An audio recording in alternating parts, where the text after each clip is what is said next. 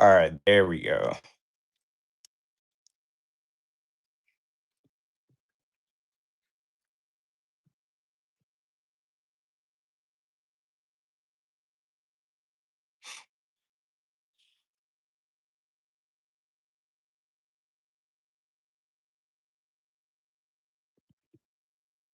What's up, Matt? How you feeling?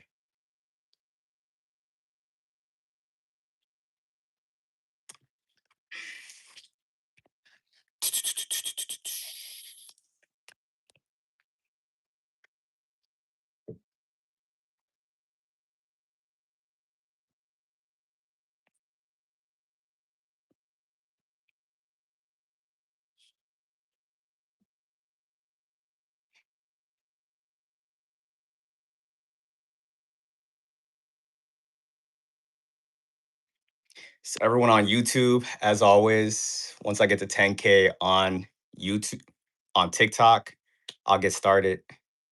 Until then, if you guys got any questions, drop it down. And if not, just chill until then. How many years I've been lifting? Been doing it for a minute. Uh, for like 5, 6. You think so, Matt? I appreciate it.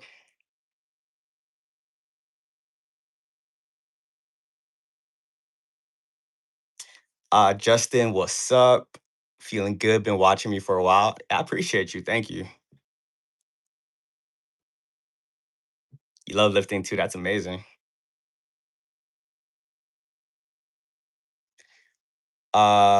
Hey brother, I'm day 102 in SR. Hey, let's go. W's in the chat. I just wanted to say thank you for pushing me towards my higher self. Hey, that's all you, man. That's probably why you're in this live right now too. There was like a shift. People that's been on doing the things they're supposed to be doing has been able to make it to the next level. And that's what we're going to talk about today. Good evening. I get that question a lot. A lot of people ask me, how do you know me? What's up, TikTok? Been ignoring you guys. What's up, Juan? Miss T, Empress, Nikita. As always, guys, once we get to 10K, I'm gonna get started. In this stream, there was a shift recently. So, this is what I'm going to be talking about in terms of quantum jumping, manifestation, what to expect, vibrational frequency, just those type of things. For the time being, if you guys got questions, ask them down below. If not, everyone drop your city. Kind of curious where you guys are from, because I always be thinking, am I the only one out here? Where's everyone else? Just to find out we're all kind of just spread out. Got someone in Reno, hey, I'm in Los Angeles too. Las Vegas, Temecula, not of this world. Hey, that's a good answer right there. You two, we got Phoenix, Dallas. Is it Louisville? Louisville? Someone else in LA, Virginia, Atlanta. Like I said, guys, keep tapping the screens. Once we get to 10K, we will get started. When it comes to dream interpretation, guys, you guys can go to other people, but do understand that all the answers are within. I can only give you so much information, so as everyone else. As soon as I get up, I start journaling immediately because I'm trying to figure out what my dreams are telling me, especially if it was like a weird dream.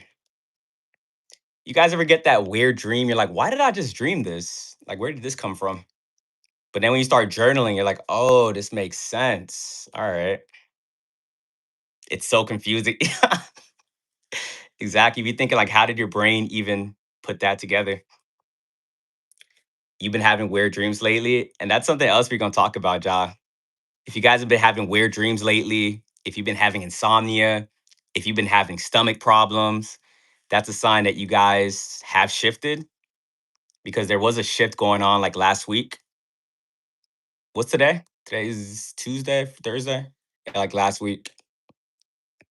And if you guys are in this live, most likely you guys have shifted. And if you haven't shifted, you're gonna be someone that's like attacking me right now, trying to pull me back into a lower frequency. But I ain't going back. I'm gonna let you know that right now. That's the crazy thing about quantum jumping that people don't talk about. When you quantum jump, people think that you're gonna permanently stay in that reality you hopped into. You can hop right back if you're not careful. What's up, JT? That's why you'll have people from your past come back trying to talk to you, trying to pull you back into old habits. You might hop into another reality, another timeline, and you might not feel comfortable there because you didn't work on your self concept yet. That's why when you guys ask for, like, for example, you guys ask for more money. If God gave you guys $1 million, like right now, a majority of you guys will just go crazy. You'll lose it immediately because you didn't become the person that's able to hold $1 million. Because with more money comes more problems, and you might not be able to handle it.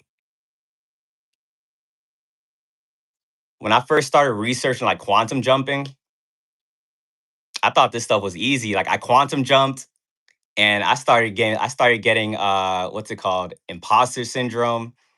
I was like, I'm not deserving. This feels weird. I was sabotaging relationships, sabotaging my financial stuff, and I hop right back into my old reality. And when that happens, it's not going to be pretty. You get what you want, then you lose it because you wasn't the person that was able to maintain it. But a lot of us go through that lesson so we can know that, oh, we're supposed to fix our self concept. Bro, what up? What's up, Bernard? Yeah, TikTok, keep tapping. Once we hit that 10K, we will get started.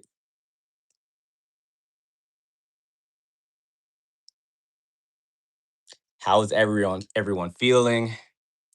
This might be my last live until Sunday because they be popping fireworks and I don't want to be on live trying to like get through the noise that's outside.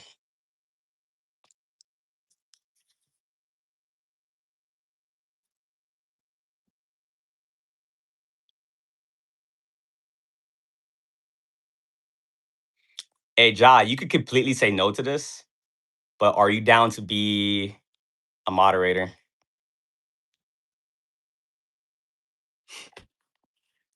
For me, it's 10 o'clock.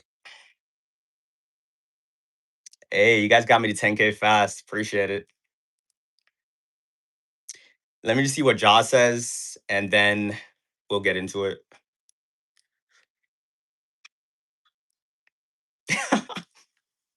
10. All right, Ja. Appreciate you. All you gotta do if you see anyone like just causing trouble or just being like spammy, just mute them.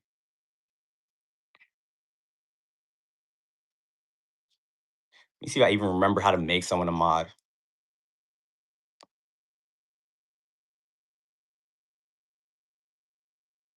There you go. Appreciate the rose.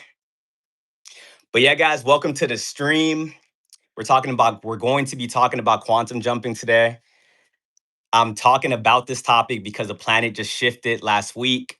I don't know if you guys have felt it, but if you guys have been out here doing your work, learning what you're supposed to be learning, passing the test, you guys have made it to that next timeline. Uh, I think before we get into quantum jumping, though, just to have a baseline for new people, we're going to talk about frequency for a little bit.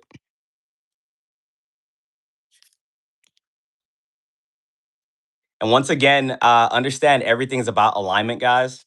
So if you guys are currently in here, that means we're vibrating at a certain frequency, and that means that you've done the work as well. A lot of you guys have that curiosity mindset. You guys always want to try to figure things out, even when you guys aren't looking things up. The way you guys are thinking is not normal, I would say. A lot of people think in a surface level way of thinking. Some people don't even have an inner monologue. But because you guys have been these deep thinkers is always trying to figure things out, that's why you are currently in the timeline that you are in. But we're going to start talking about frequency to give a baseline of what quantum jumping is. Uh, I'm not going to put my beliefs onto other people, but my knowing is that heaven and hell is a state of consciousness. And if you guys are vibrating high, that means that you guys are looking at the world in a positive way and you guys are experiencing the emotions that's right there on top. So if you guys view reality in a heaven way of thinking, that means you are a lot more at peace, you have joy, you have love. But when it comes to the low vibrational people, that's where all the demons reside. Our thoughts create our reality, guys. When we start getting into quantum jumping, we'll go deeper on that. But you got to understand that two people can go through the same thing. Someone that is low vibrational, they're going to find some way to complain. They're probably going to be saying to themselves, this always happens to me. Why do I always got to attract this? I'm around bad people. This is horrible. Ah, da, da. Remember, words are very powerful. So if that is what they're saying and that is what they're thinking, reality is going to give them more examples to reinforce exactly what they are thinking. But when you're a high vibrational individual, you can go through the same thing that lower vibrational person went through, but you guys be thinking in a positive way of, oh, life is happening for me. This is going to teach me something. This is going to help me elevate. Who do you think is going to have a better life? The person that's always complaining or the one that finds a way to turn any negativity into a positive? And that's why the lower vibrational people are going to hate you, but at the same time, they're going to want to stay around you because if your thoughts create your reality, the energy that you are exuding, these negative vibrational individuals, they're going to want to siphon you so they can manifest better into their reality. Because when it comes to high vibrational beings, we don't just stay up here just for no reason. That means that we are doing something to even have that spot based on the things we do on a day to day basis. Things such as praying, meditating, journaling, being out in nature. And you can tell some of these low vibrational people to do these things, and they're not going to want to listen to you. Instead, they're going to want to seek out people like you and drain you guys in some type of manner because when they drain you, they're able to use your energy to manifest better into their reality. We talk about a lot on this stream about energy vampires. Understand that the higher you vibrate, yes, you will attract very positive people as well that think like you. Like this stream, for example, it's all about alignment. If you guys found this stream, that means we vibrate at a similar frequency. A lot of you guys, I don't even have to know what you do on a day to day basis, but I know it's probably similar to the things that I be doing. The reason a lot of you guys even are is even able to find my streams is because I'm celibate. And that probably means a lot of you guys are celibate in this stream as well. How many of you guys are celibate? Drop ones in the chat. This stuff doesn't even have to be said out loud. If I'm talking and you're understanding what I'm talking about, that's a good sign you guys are celibate and doing other things to keep yourself at a high frequency. Now, celibacy isn't the only thing you need to do to be on a high frequency, but this is just to show you how we are like minded people. Our thoughts create our reality. So the fact that we are experiencing the same thing and we found each other means that we're kind of thinking the same to be able to find other people that think like us. But at the same time, if you have like low vibrational people and a low vibrational person doesn't want to be celibate, they don't want to eat healthy, they're going to try to forcibly take your energy. Now, remember how this reality works. It doesn't mean that if you're high vibrational, everyone you meet is just going to be a high vibrational individual. Law of polarity. The people that you meet that's on the same frequency, that's going to be all cool. But the other side of that spectrum, you got to meet some very demonic people that want to take your energy. And what's some different ways a lower vibrational person is going to try to take your energy, guys? Drop it down in the chat. You don't even have to think hard. Like the low vibrational people you meet on a day-to-day basis. How do these people be attacking you guys? How do they be annoying you guys? Drop it down in the chat. Spread rumors, arguments, offensive energy. What's YouTube side saying? Sabotage, mimicking, provoking, smear campaigns. All this stuff is to keep you guys on a lower vibrational field, guys. We're in a spiritual war. I talk about that a lot on my streams. People don't want to see you happy. If you're starting to figure this stuff out, if you're starting to learn the right information, if you're starting to be on the right path, other people are going to see you and it's like, how dare you? How dare you try to get better? And a lot of you guys experienced this firsthand when you were dealing with people that was around you when you were at your worst moment. And then one day you decided to yourself that, oh, I'm going to try to get better. I don't want to start living like this. I don't want to start gossiping anymore. I don't want to be negative. And you guys start bettering yourself. And what happened after that, guys? When you start bettering yourself and raising your frequency, what did the low vibrational people or your friends or your family members start to do?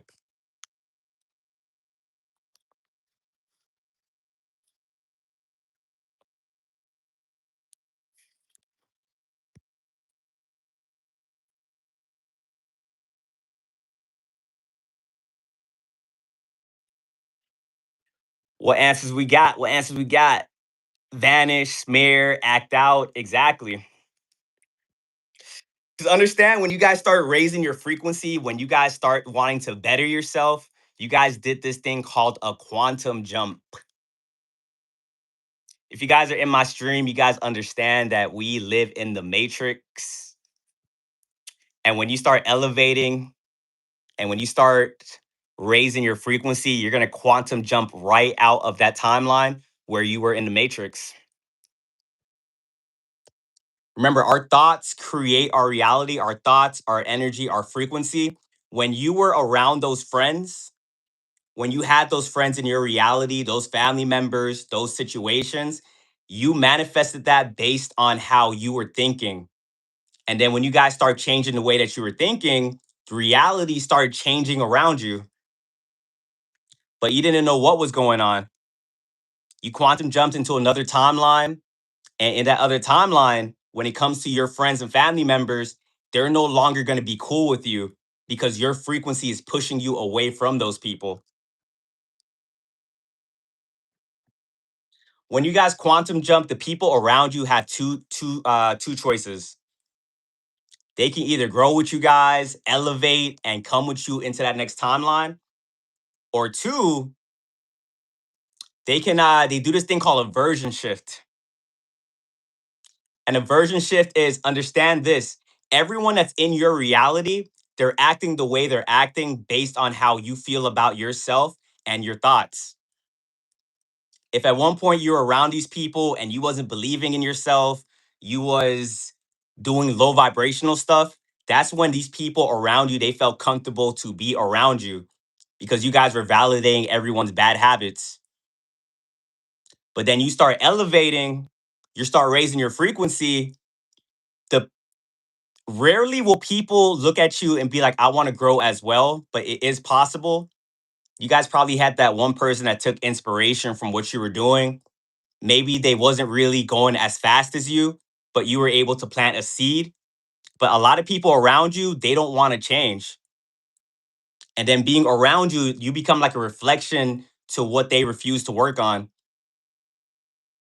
And because they don't want to work on it, that's when they start attacking you guys. A lot of you guys struggle with the quantum jumping because you guys are very attached to people, things, places. To start mastering quantum jumping, guys, and don't have the issues you guys be having, you got to master this thing called the law of detachment. How many of you guys know what the law of detachment is? Drop ones in the chat. If you guys take one thing from this stream, If you don't know what it is, study it, say it every day, try to practice with it, because that will literally save your life. A lot of you guys had to learn this lesson the hard way, because a lot of you guys was like, well, they're my family members, they're my friends, I don't want to leave them. If you guys are holding on to things and places that no longer serves you, God, universe, source is going to force you to get away from that person or get away from that environment that you are in.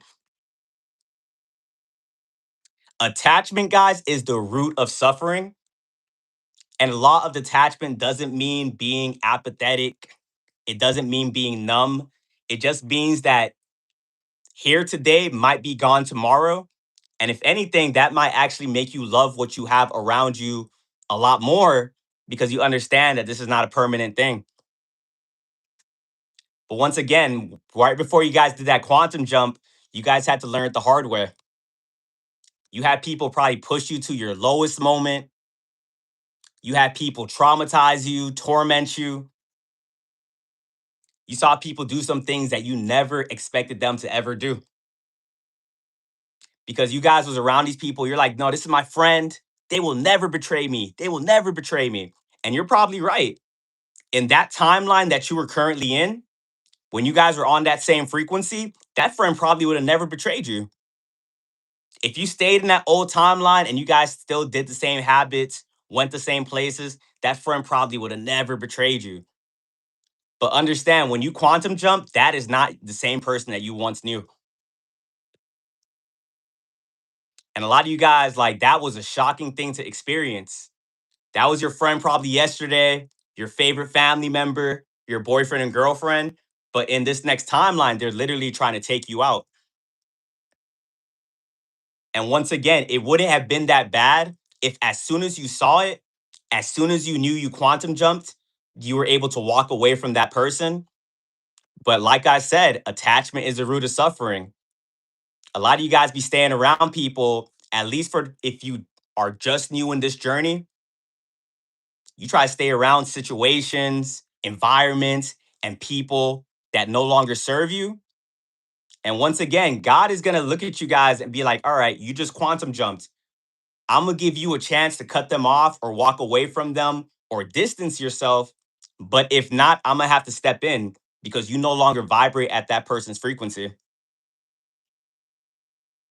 And some of you guys be seeing this and you're like, nah, guy, you don't know what you're talking about. Then they do another red flag. It just got a little bit more worse to show you that they're not who you once thought they were. But you guys be blinded by nostalgia. You're like, nah, they were good. They were good in that previous timeline. Now you're seeing a whole different person, but you don't want to leave them. And then, boom, put you through one of the biggest humiliation rituals you ever been in. Had them do something to you that you never thought was ever going to happen. But remember, that's also God pulling you away from that person. And it's also God putting you through a situation that's so bad that you have no choice but to walk away from that person. Because some of you guys, sometimes you guys walk away from people, cut people off, and you guys end up going back to old people because you feel lonely. Sometimes God is going to make it so you have no choice but to completely stay away from that person. These humiliation rituals is designed to keep you stuck on a lower frequency, to be so embarrassed, humiliated that you want to give up on what you got going on.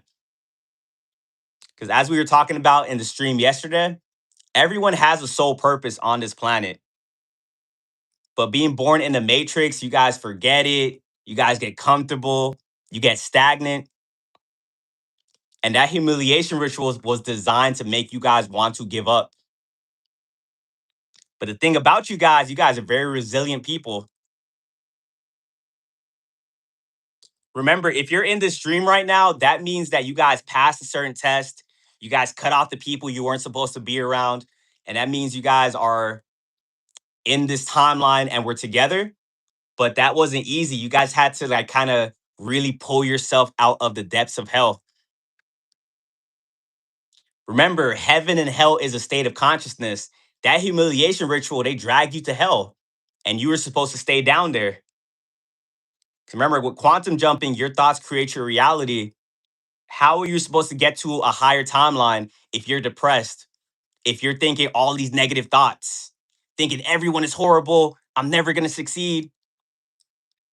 You guys probably bent for like a week, a couple days, a month tops. But then you guys was like, you know what? No one is coming to save me. Let me try to figure this stuff out. And you guys got to work.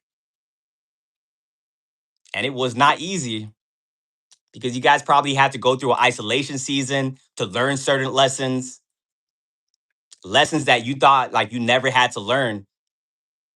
Because when it comes to quantum jumping, when it comes to timeline shifting, this stuff happens like that when you finally start to make these different choices in your life. And before you can get to that next timeline, you gotta go through certain lessons. And that's why a lot of us in this chat, to quantum jump and get to this timeline, we went through similar things. You guys need to study your laws of the universe as well. There's this law called the law of divine oneness, where we are all connected. We're all fragmented pieces of source. And when we start going through the same things and learning what we're supposed to learn and getting in alignment, you meet people that went through the same things, thinking the same way. But when you first quantum jumped and you didn't know what was going on, you're like, you just thought you were crazy. You see this little portal right here? You fell through it and you just thought you were crazy because you couldn't find anyone that was thinking like you. So you was ready to start living your life like a crazy person. You're like, all right, hey, maybe the people that traumatized me, maybe the people that put me through that humiliation ritual, maybe I never came back from that and I'm just crazy, but it is what it is. Then one day you went on social media because alignment is connected to the algorithm. You guys be asking me like, how do you know I'm going through this? How did you just drop a video on this? The algorithm is connected to the alignment. So if you're in alignment at a certain frequency, the algorithm is going to start showing you things that is for you. That's what I'm saying. If you guys found this video today, if you guys are in this live stream, it's not by accident. You guys found this live stream because you guys are in alignment and we all went through a quantum jump and hopped through a portal and here we are. That's why you be thinking you're the only one going through these things. But as my name says, you're not alone. We be going through the same exact things, dealing with the same demons, dealing with narcissists that are doing the same exact thing. If I say one thing that I experienced on this path, all you guys like, I went through that too. How many of you guys went through smear campaigns? Drop the ones in the chat. Then you guys are gonna be able to see how much people are in alignment with you guys. We all had to pass the test. Some people don't pass these tests, guys. I'm gonna let you know this off the bat. One thing about you guys are very humble. You guys think that everyone out here is just passing every single test. A lot of people just gave up along the way. Some people go through their humiliation ritual, fail, and become a demon, king of the demons, because they couldn't handle that pain. You guys go through your humiliation ritual. You're like, you know what? I'm gonna figure this out. I'm not gonna be like them. I'm gonna be my own person. A lot of people aren't doing that, guys. Look at the state of the world. It's much easier to be a bad person than it is to be a good person. Because you guys being in alignment, that means you guys are like some high vibrational entities. Some of you guys are star seeds, chosen, indigo children. And that means that we, for whatever reason, sometimes I think we really are crazy. No, I'm kidding. I was gonna say maybe we are crazy because we stay on the path less traveled. Because on the path less traveled, you get used and abused on that path. The path that we chose, we become a target immediately. But we don't know any better. Like we can't even fathom being bad. Anytime we try to be bad, that just felt weird. Like you guys stay on that path, you get this rare anointing. You just get people that don't like you for whatever reason. And for a long period of time, you guys are thinking, like, is it me? Am I doing something wrong? That's why right before that quantum jump, you guys had to learn some lessons. Like, you guys had to start reprogramming your brain. Because remember, if you quantum jump and you haven't learned a certain lesson, you're gonna hop right back. You're gonna hop right back to your previous timeline. But for a lot of us, it took us a long time to learn this stuff. Some of you guys are experts. You guys learned this very fast. I was a slow learner. I thought everyone was genuine for a big chunk of my life. It took them almost taking me out for me to finally be like, you know what? I don't think they're like me. No, you guys are probably gonna clown me for that. I literally thought that for a long period. Even when people were attacking me, I was making excuses for them. They traumatize me, they cheat on me, they betray me. I'm like, uh, they're good. Maybe they're going through something. That's the downside about empathy, guys. Where are my empaths in the chat? Where are my empaths? Where are my clairsentient beings? Drop ones in the chat. Where are my people that feel everything, sensitive to energy? The thing about being an empath, you be understanding everybody. People could do something demonic to you. You're like, well, you know what? I see why they did that. I know their childhood. I probably didn't communicate enough. One of the lessons you learn before you quantum jump is you got to stop doing that. These demons love when you're empathetic. They seek out empaths. We're like food to the narcissist. They're like, oh, wait, you're giving me the benefit of the doubt? Oh, wait, you caught me in the act and all I had to do was gaslight you and that worked? Oh, they're going to love you guys. We had to figure that out like way early on. Like I said, some of us figured this out like a little bit later, but we had to figure out that we got to stop doing that.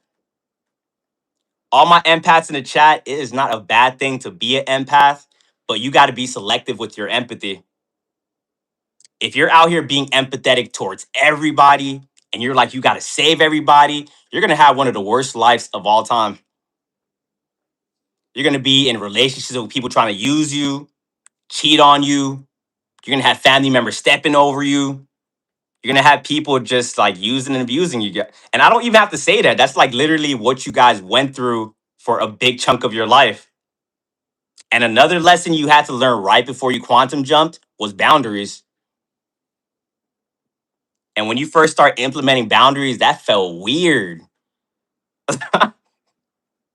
Saying no to, especially like if people like are challenging your boundaries. When it comes to quantum jumping, there's these thing called gatekeepers, and they're right there to stop you from getting into that timeline. And that's a test a lot of us have to learn because once you start to set boundaries, here comes the gatekeepers. And the gatekeepers don't want you to get to that next timeline. So they're going to attack you like crazy. Like, what do you mean you're setting a boundary? If someone starts freaking out that you set a boundary and they start attacking you, that's a demon. And you guys got to hold your ground. It's going to feel weird. You got to go to war with these people now. You set a boundary, they literally thinking in their head, how dare you? Some people attack you immediately. The covert narcs, though, they smile in your face like, all right, all good. And they start plotting on you at the house. They start writing on a whiteboard, how dare this person try to set a boundary? And they start plotting your demise. And that's why you guys got to really hold your ground because once you get to your next timeline, you got to like be prepared to be in a timeline where you're able to handle because basically new levels, new devils.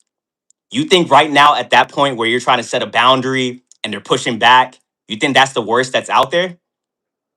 God be using these people to prepare you for what's to come. And if you're able to hold your, and once again, if you guys found your way into my chat today, that means you guys have timeline shifted. For the new people in the chat, there was a timeline shift last week. That means you guys passed some test that was holding you back. And now you're in this timeline. Maybe you had that one person that kept poking your buttons, but you kept ignoring them. Maybe you had to deal with like a financial lesson. So whatever you guys learned, everyone, congrats in the chat. Congrats in the chat. Because these lessons are not easy. It's really going to put you to the test. Sometimes you got to let go of everything that you thought you knew. It's very hard to reprogram your brain, especially when you have gatekeepers that's constantly trying to keep you in an old timeline. So once again, guys, you guys have discernment. You guys know what you got to do. Don't ever let a gatekeeper keep you in an older timeline. These people look at life as like a competition, and their main goal is to hold you back. That's why it's a weird thing to see when a friend switches up on you. Because once again, when they're in your frequency, when they're on that timeline, you never expected them to do what they did to you. When you guys are at the same frequency, that friend was never going to betray you. But then you start learning, you started elevating, and then you start going up. You start going up. This friend was like supporting you a little bit, like, oh, you're good, you're good, you're good. Then you start getting here. And now this friend is like, if they're not in control of their demons, they start to get envious. They start to get jealous. Like, why are you up there? Why are you getting this? Why are you that? They turn into a monitoring spirit. And once again, you guys can be attached, because if you're attached, you're gonna try to figure it out with this friend. This friend's gonna be attacking you, and you're gonna try to like talk to this friend, like, are we good? Da da da. This is no longer the person you knew. Because once again, when you're raising your frequency, people can either rise with you or they version shift. And I hate to tell you guys this, but a lot of people out there, a majority of people are gonna choose the latter, and they're gonna version shift. They're gonna start attacking you because they're trying to keep you in a lower frequency. When people tell you things like people want to pull you down to their level, that's what they're talking about. Because let's say this friend starts to attack you, like they start trying to humble you, and you start feeling depressed, you start attacking them back. You start acting like that, you're gonna stop your own blessings from happening. That's why when you start seeing these things, you guys got to know when to cut people off, when to walk away. Some of you guys want to stay stuck in a situation because you keep thinking to yourself, oh well, I don't know what else is out there.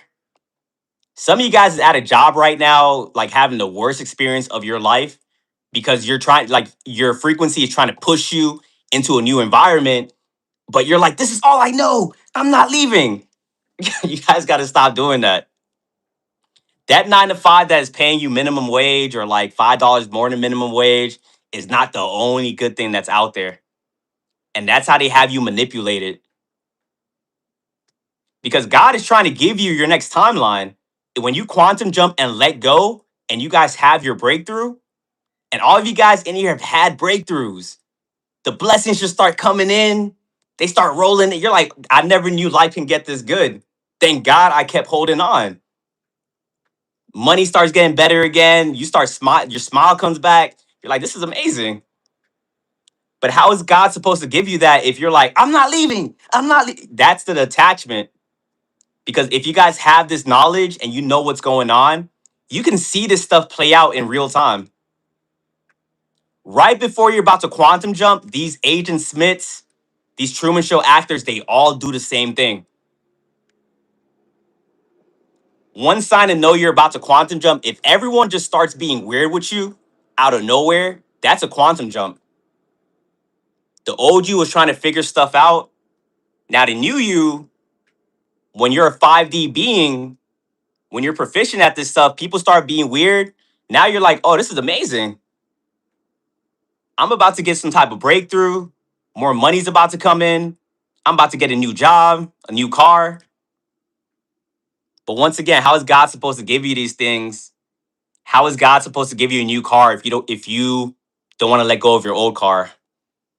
How is God supposed to give you new friends if you can't let go of the toxic friend group that is literally trying to take you out?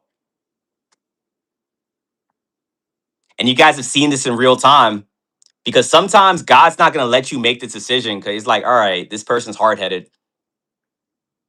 And I hate to break it to you guys, but that's how it be in some of these situations. Like, but once again, we don't see the full picture. You don't see the behind the scenes. All you can see is really right what is in front of you. But if you understand that everything is always working out for your higher good, then quantum jumping becomes easy.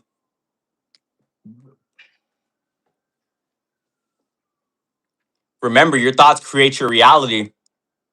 If you're about to quantum jump, but you want to stay stuck at that job because your limiting thoughts are like, well, if I leave this job, how am I going to pay my bills? Trust that if any situation is not serving you, as soon as you walk away from it, life's going to get 10 times better. Whatever that job was paying you, you're going to get way more money coming in.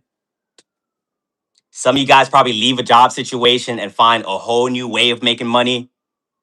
And that never would have happened if you stayed at that job. You leave a friend group, you think that, oh, I'm never going to find better friends. A week after that, you left them, you meet a new person that treats you way better than your old friends ever could have done. So when it comes to quantum jumping, guys, remember, if you guys leave with any term or like remember, just remember law of detachment.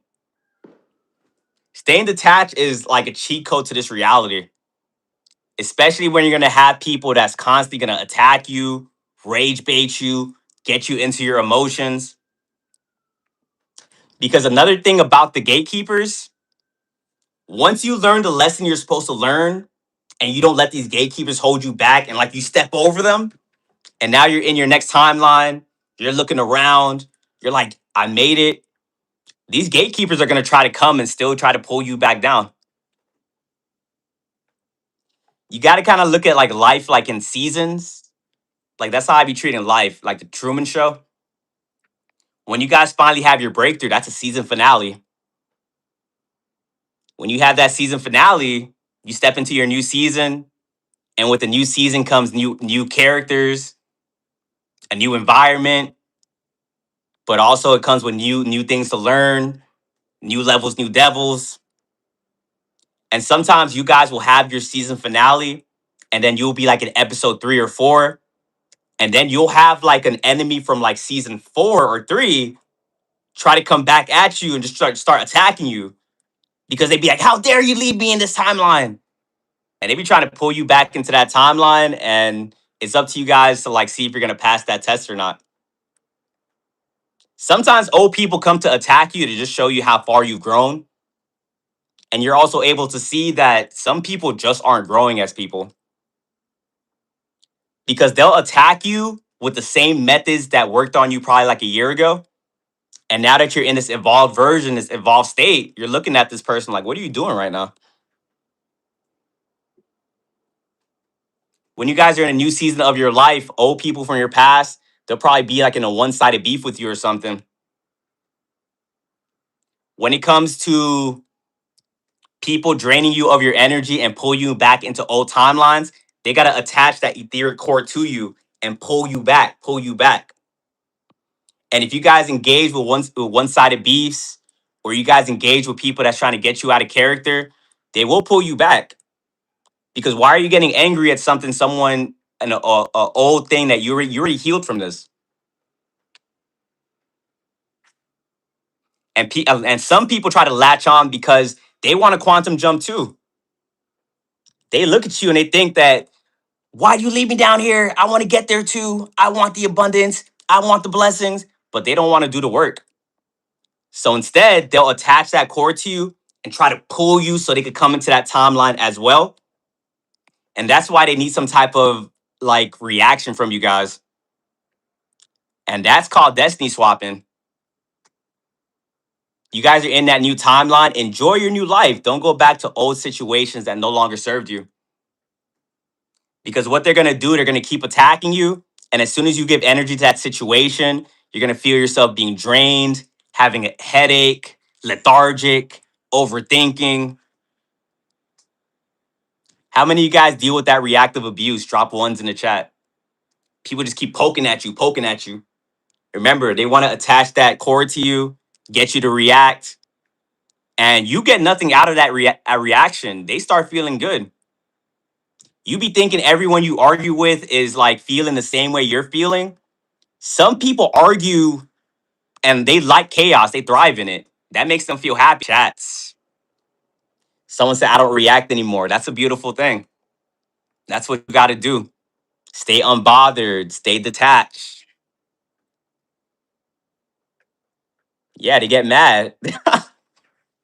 Someone said they go crazy. Exactly. They start malfunctioning because their witchcraft attack, their attempt to hop timelines without doing the work, it just backfires because you guys don't let them get to you.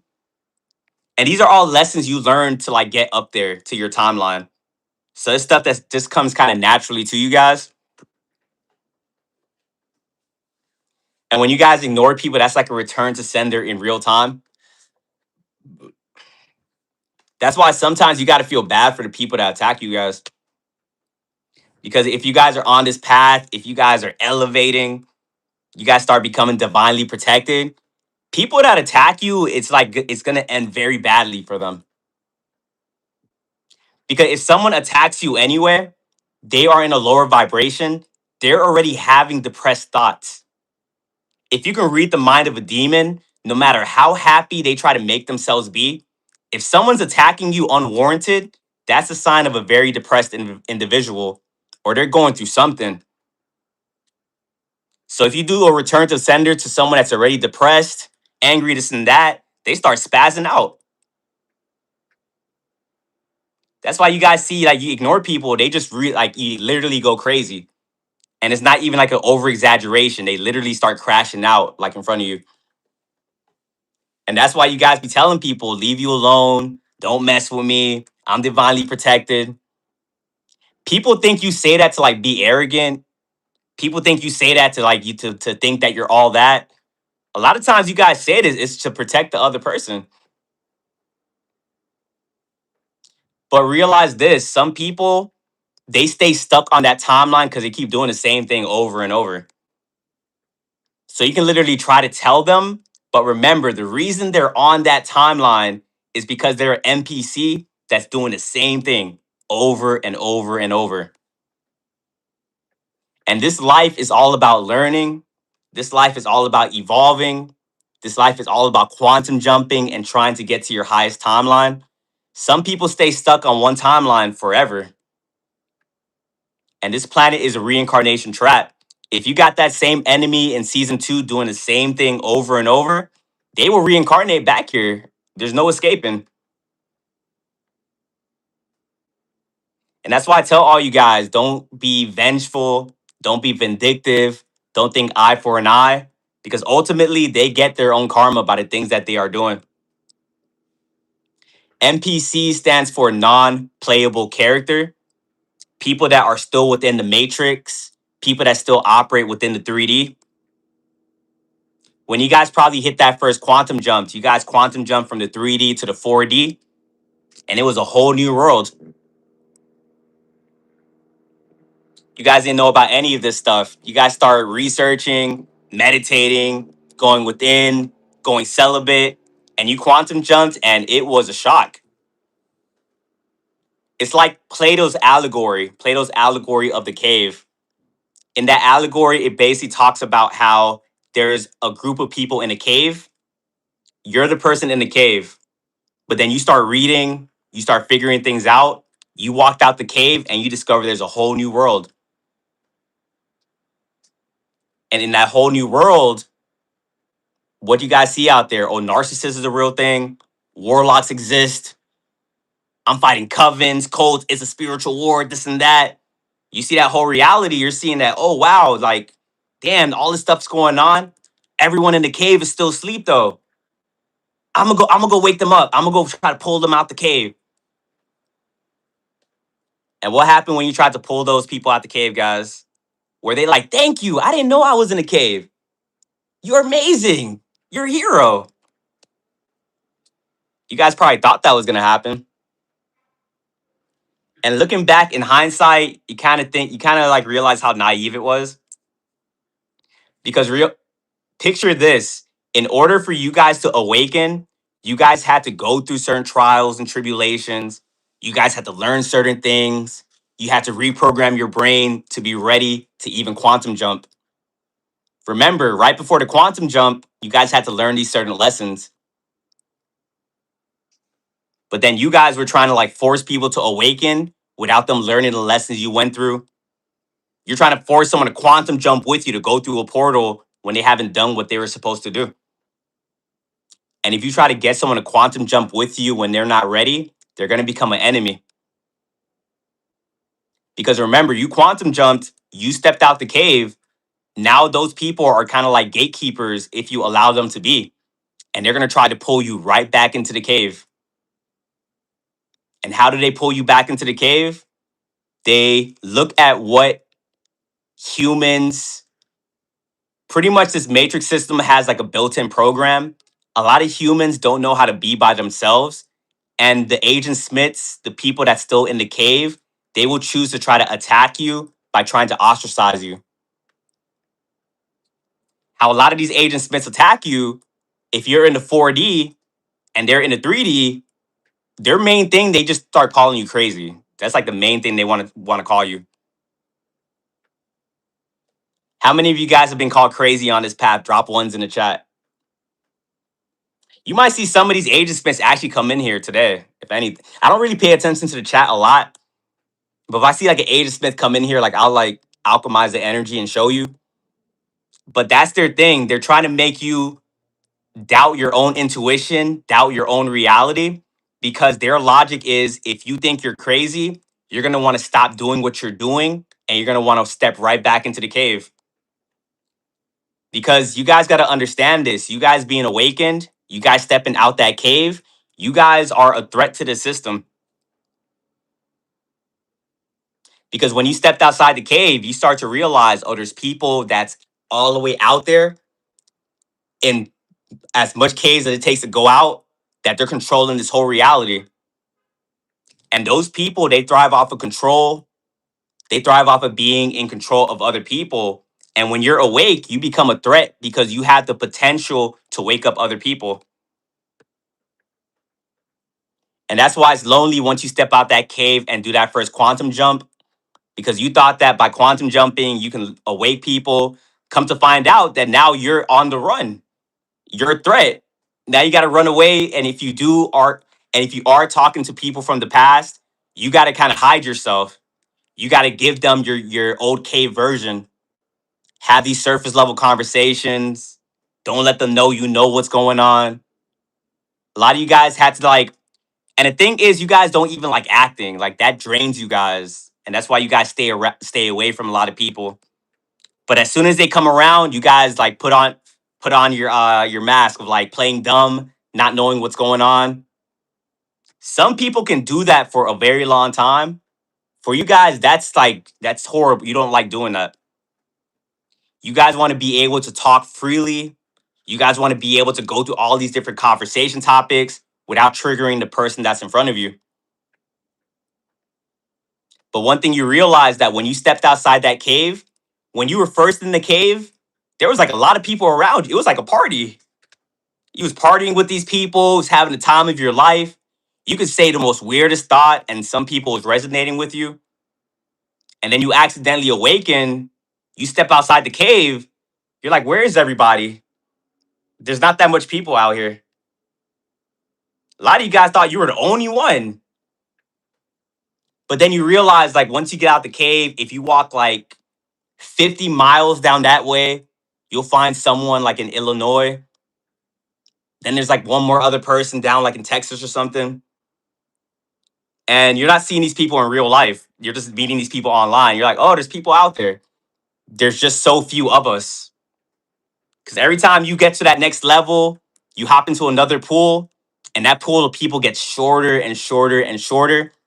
And that's why you guys start feeling very lonely because you're like, yo, who's out there that can understand me? But that's why right before you quantum jumped, once again, you had to learn the lessons before you got into that reality. Yeah, it hurt a little bit, but honestly, you went through things to make you strong enough to even be able to handle it. God's never going to give you guys something that you're not ready for. If you guys are experiencing something, that means you've done the work to get to where you're at.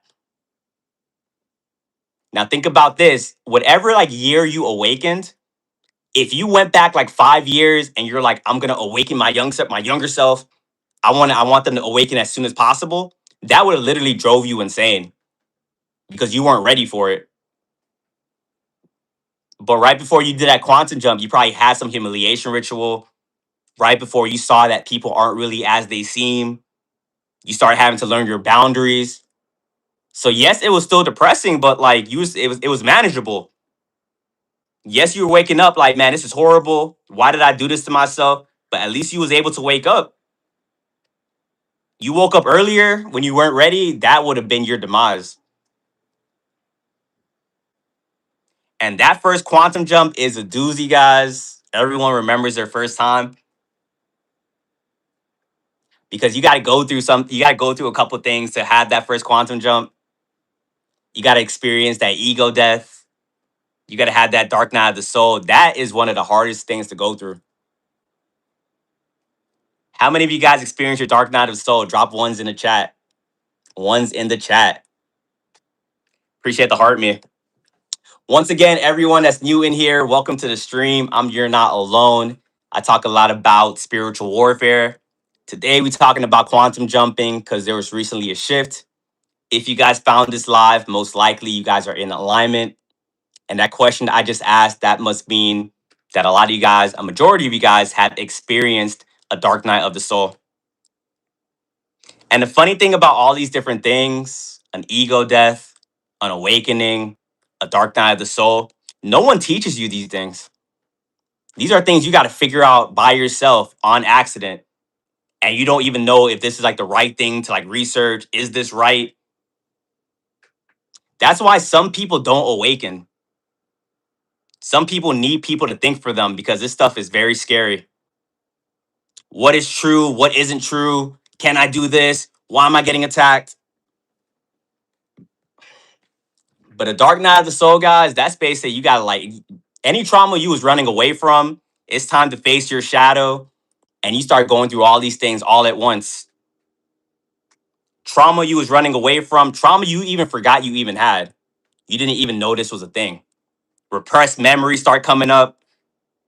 Some of you guys start going through that stuff. You don't even want to leave the house.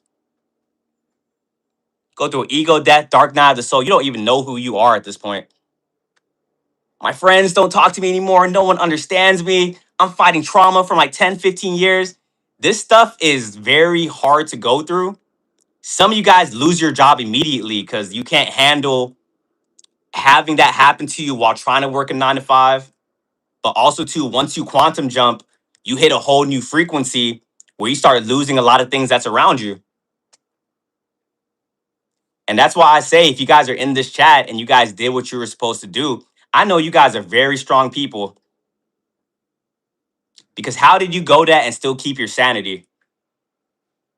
You got jumped by everyone you knew, lost everything you had, lost your job, had no money, fat people think you're crazy.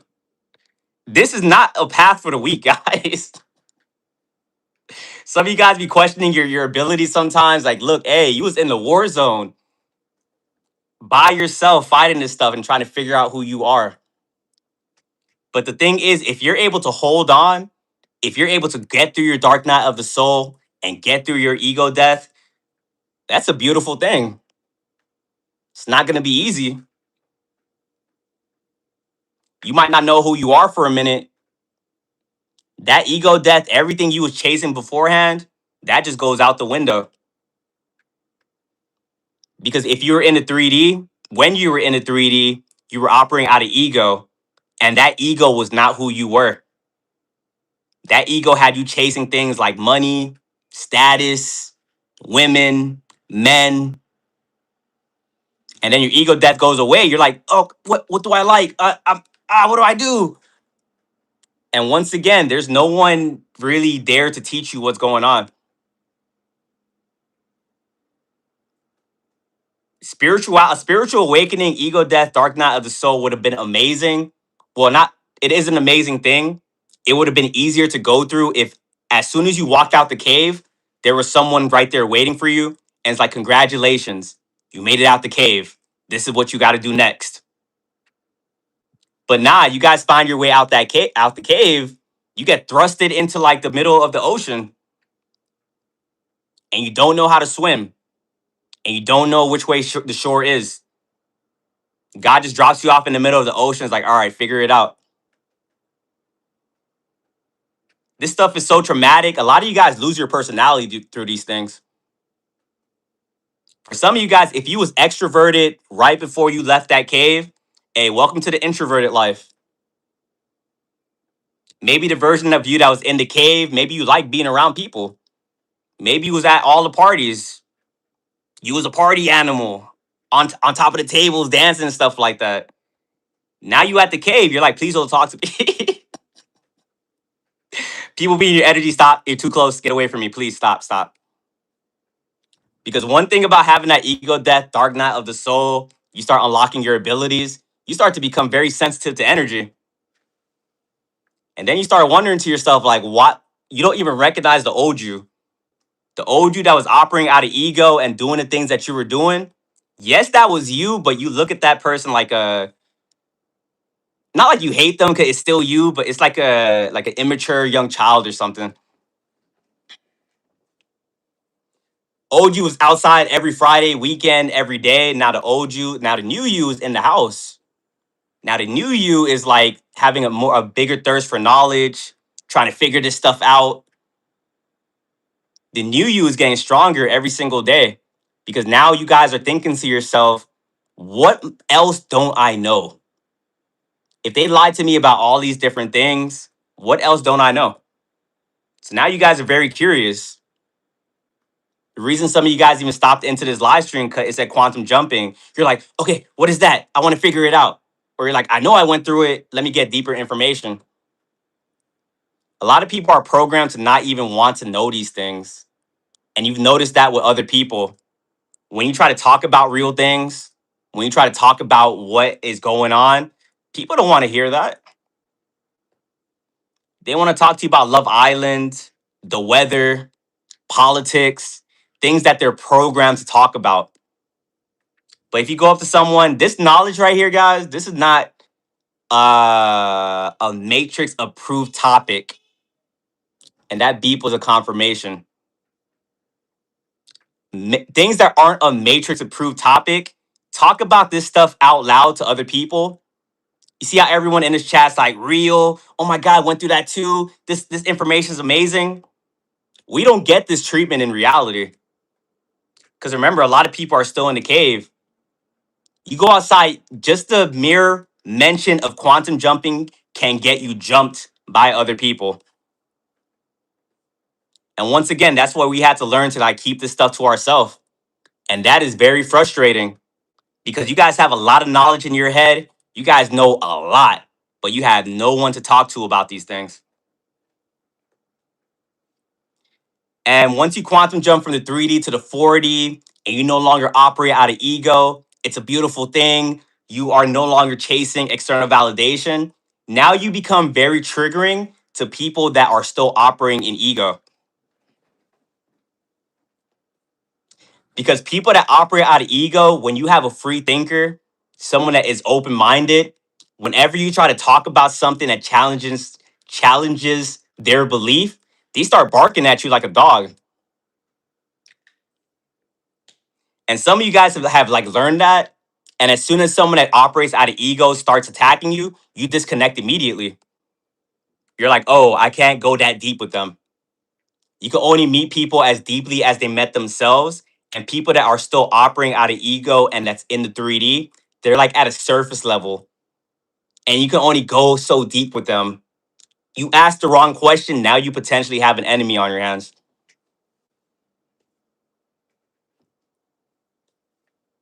Think about this.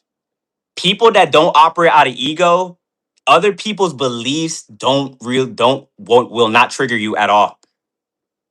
Take me and you guys for example. Whatever people believe, that's fine. Someone could come up to you and say, I believe in this rock. This rock is gonna save me. You're like, cool. Someone can say like the most craziest thing, or not crazy in your perspective, and you'll let them believe what they want to believe. But when it comes to other people that they're operating off of some type of program, they move an ego, you challenge their belief a little bit, now you got an enemy. The matrix is set up where other people will probably hurt you for the things that you believe in. People in the 3D believe that they are what they have. Their identity is based off of their looks, their identity, or what they have, their status, their home, their family. People in the 3D, if you strip them away of those things, they don't know who they are. And that's why a lot of us before that quantum jump, we had to get stripped of everything. Because when life truly humbles you and you go through your most traumatic event, only then can you break out of the ego. And when you guys get stripped of everything, you have your ego death, other people aren't going to like that. And they're going to constantly try to humble you because they think that you're not a humble person. When in reality, you really went through the worst of the worst. Because in order for you to not operate from ego, and I say operate from the ego because I think a lot of people think that ego death means you don't have an ego anymore. You have an ego dissolution and then it comes back, but now you no longer operate from ego. You operate from the soul. But now because of that, a lot of people are going to try to humble you. And when you no longer operate out of ego, it's very easy to start ignoring people because none of this stuff really triggers you. And not being easily triggered will make people get triggered because you become like a walking mirror to these people. That's like a cool thing. That's like a pro and a con to this journey as well. You step out that cave, you quantum jump, you start doing the work, you become a mirror to people where it's cool on the instance where now you know that if people accuse you of anything, that's actually showing you that they got something within themselves that they got to work on. When you're in 4D and you talk to 3D people and they start making these accusations, you start to see that, oh, because they'll start coming up to you and start, your aura is going to start triggering a lot of people. You probably have some people come up to you and tell you, you think you're better than me? Who do you think you are? And then you can be like right there thinking to yourself, like, oh, you're just letting me know that you got some insecurity issues. Because people that operate out of ego, they're still battling something. They haven't passed a certain amount of tests to get to where you're at. And once again, you just got to have empathy for these people because they don't even know what they're doing. And another crazy thing about this journey that you guys are going to start seeing, you guys are going to think that, oh, other spiritual people, they quantum jumped as well. They know the information. That must mean that they don't operate from ego. And you guys, and everyone in the stream, you're going to have to kind of get rid of that belief. Some people have like an awakening and then they start going through their ego death and they truly fight it. And that's like you have some people that awaken and just go down the evil path. So when it comes to the Plato allegory theory, you can have you and this one person, you guys step out the cave. You stay on the path less traveled, the hard path. You have your ego death. You're still getting attacked, this and that. Someone can step out that cave and just think to themselves, like, I'm going to go be evil. And they go down that path and they don't have their ego death. Those are the people that have the knowledge, but they don't embody it. And that's going to be a very confusing thing to go through. Because you're going to, in the beginning of your journey, you're probably going to think to yourself, oh, they say they're spiritual. So that just must mean they're a good person. Nah, guys, understand that like that will get you obliterated as well. If anything, these spiritual narcissists, these spiritual egoists, I'd rather take a regular narcissist like over a spiritual narcissist. Because those are the warlocks. They're the ones that are tapped in because you walk out the cave, it's a small pool of people. Then you have some of those people that go evil, so that percentage gets even lower. In my opinion, everyone can be chosen, guys. Everyone can be chosen. Many are called, few are chosen, though. You guys chose this path by staying on the path of good. Some people get called, they're like, nope, nope, not doing it, not doing it. Because they see themselves, people can see what you go through.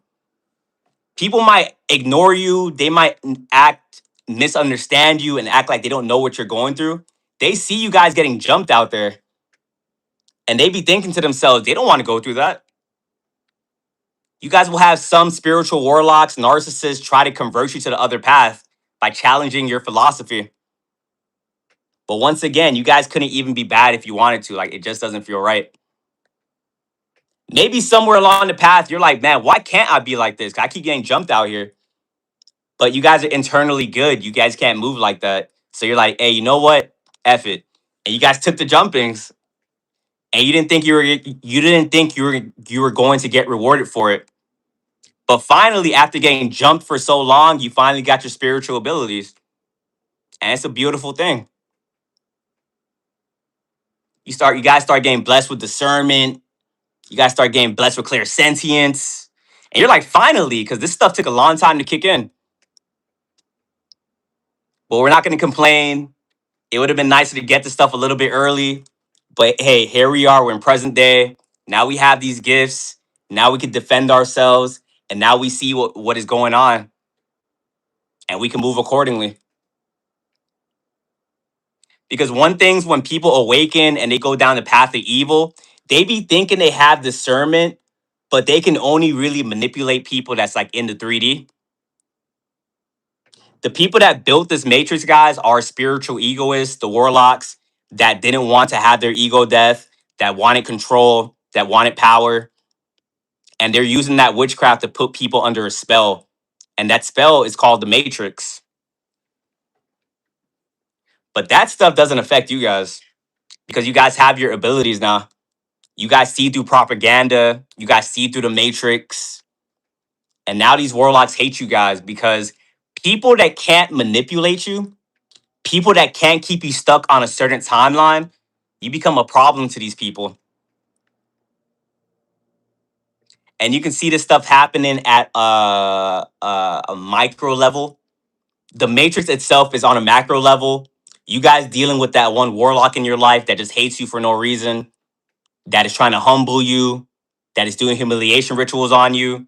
That's you seeing this stuff happen at a micro level. And when you have people doing that stuff to you, they're trying to keep you on a previous timeline, on the same timeline. Because remember, like I said, there's gatekeepers, and every time you're about to have a breakthrough, that's when you're gonna have everyone start being weird, and you're gonna have everyone start to attack you like crazy. If you guys have experienced that right before your breakthrough, you start getting attacked like crazy. Drop ones in the chat. But now you're able to understand what's going on and you're able to defend yourself. Before they start attacking you right before you got to that timeline, you might have broke right before you had your breakthrough. They jumped you, you got depressed, and they left you and they walked away and left you alone. And you didn't know what was going on. What's something that might happen to you right before a breakthrough? Might be a smear campaign. It might be like where people start getting revealed to you. People start plotting on you. That's why some of this stuff be catching you guys like a back. Because in that new time, like right before the quantum jump, you start activating the sleeper agents that's within these people. Remember, some of these people wouldn't be acting out around you if you guys are on a certain frequency. A lot of times, you guys quantum jump into a reality and you meet a group of people right there, and they're normal for the most part. But the thing about you guys don't stop learning, you guys don't start evolving. So every time you guys quantum jump, you guys are already planning to get to the next level, and you guys don't even know you're doing that. Sometimes you guys quantum jump, you meet people, and you're like, finally, people like me. But then right before you're about to quantum jump again, and then they all turn on you, they start attacking you because it's one last ditch effort to keep you in that reality. And you're like, I thought these people were cool. Why does this keep happening to me? When you see this stuff, you guys got to be so proficient at quantum jumping. You're like, oh, this is cool. I'm about to have a breakthrough. What else do I got to learn? Oh, a smear campaign. I just got to ignore this because that's God testing you guys to see if you're ready for your next reality. Are you actually who you say you are? Yeah, you can say out loud you're unbothered. Yeah, you can say out loud you're calm, you don't react. But God's like, all right, show me. Let's have everyone turn on you. Let's have the smear campaign come out. The nastiest rumors about to come out on you. Now you're about to have that breakthrough. Now it's like, are you gonna pass the test or are you gonna fold? Are you gonna be like, why are you guys saying this about me? Stop. I got the proof. This isn't true. You're gonna stay right there on that timeline. Because why are those people still triggering you? That shows you still got to work on something. That's the thing about these quantum jumping guys. Remember, you're gonna get tested. If something is triggering you, that you're not supposed to be like, oh, I'm a failure. This is horrible. Life is beautiful when you see that it's just a learning and it's evolution. You're not gonna have a test and that's gonna be it. Like, oh, you failed. Now you're in this timeline forever. You guys notice this same sentiment when it comes with like that one narcissist, where you escape one narcissist and then like, you start dating like the same exact person. That's because you haven't like learned a lesson. You're staying stuck on a timeline. Sometimes you guys think a gatekeeper is just this one individual and you need to get away from them and you'll be able to quantum jump. If you haven't learned that lesson, these demons be body hopping. So you walk away from this individual and you're like, all right, I'm good. Then your energy, your frequency attracts that same person. That same person is keeping you stuck in that timeline. And once again, if you guys get triggered, if you're attracting the same person, if you're going through the same situation over and over, you got to take responsibility and be like, why am I attracting this right now? Why is this triggering me? And that's why shadow work is the best thing you can do in this reality. And whether you guys know it or not, you guys have been doing shadow work this whole time. Shadow work is just learning how to integrate your shadow in a healthy way. If you guys get triggered and you start thinking, like, why did that trigger me? That's shadow work. Some people ask me, how do you do it? Hey, appreciate the gift. Appreciate it, Slice.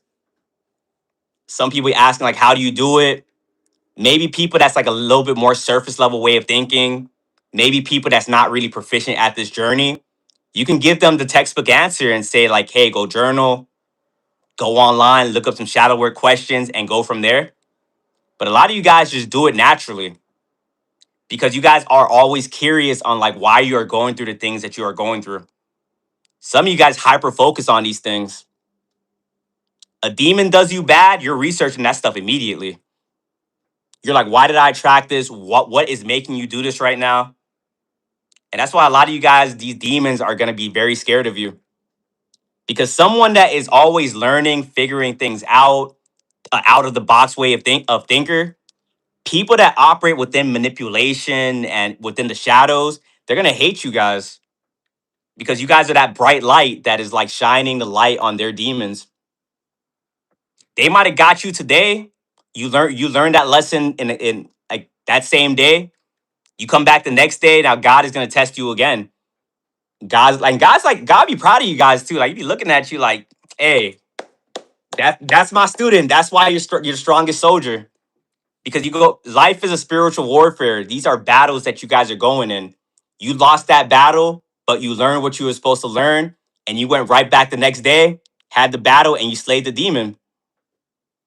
Because remember, if these demons stay on the same timeline, the same frequency, they all do the same thing. You will literally have a demon do something to you, and they won't learn anything different. They're like, I got him today. I could get him tomorrow. And you guys come back, you show them that like that's not gonna happen, and you freak out these people. A lot of times when you guys quantum jump and you guys learn the test you're supposed to learn, demons aren't going to like to be around you anymore because they don't like the version of you that they can no longer manipulate. And if you guys pass these tests and you quantum jump and you get into that next chapter, these demons, they are egotistical people. They are sore losers. So what they're gonna do if they're trying to gatekeep you from getting to that next reality and you step over them because you learned the lesson you're supposed to learn, they're gonna be very bitter. They're gonna start lying on your name because how did you do that? Why didn't my witchcraft keep you in this timeline? Why did it backfire? You must be a witch. Whole time you're just learning. You're just seeing through them. Demons don't like being seen for who they are. People like being weird, but people like being weird, but they hate when you see it. They want to be weird in peace for some reason. And you're like, I see it. You can keep being weird in this timeline, but I'm a evolve. I want to go over there. I want to quantum jump. I want my blessings. You could keep being weird to other people, but I'm not for it. And one thing about you guys are very rare when you're that one person that's seeing through it, learning, evolving, walking away from people peacefully. These gatekeepers hate when you just step over them peacefully and you just walk away and you don't fight or stuff like that.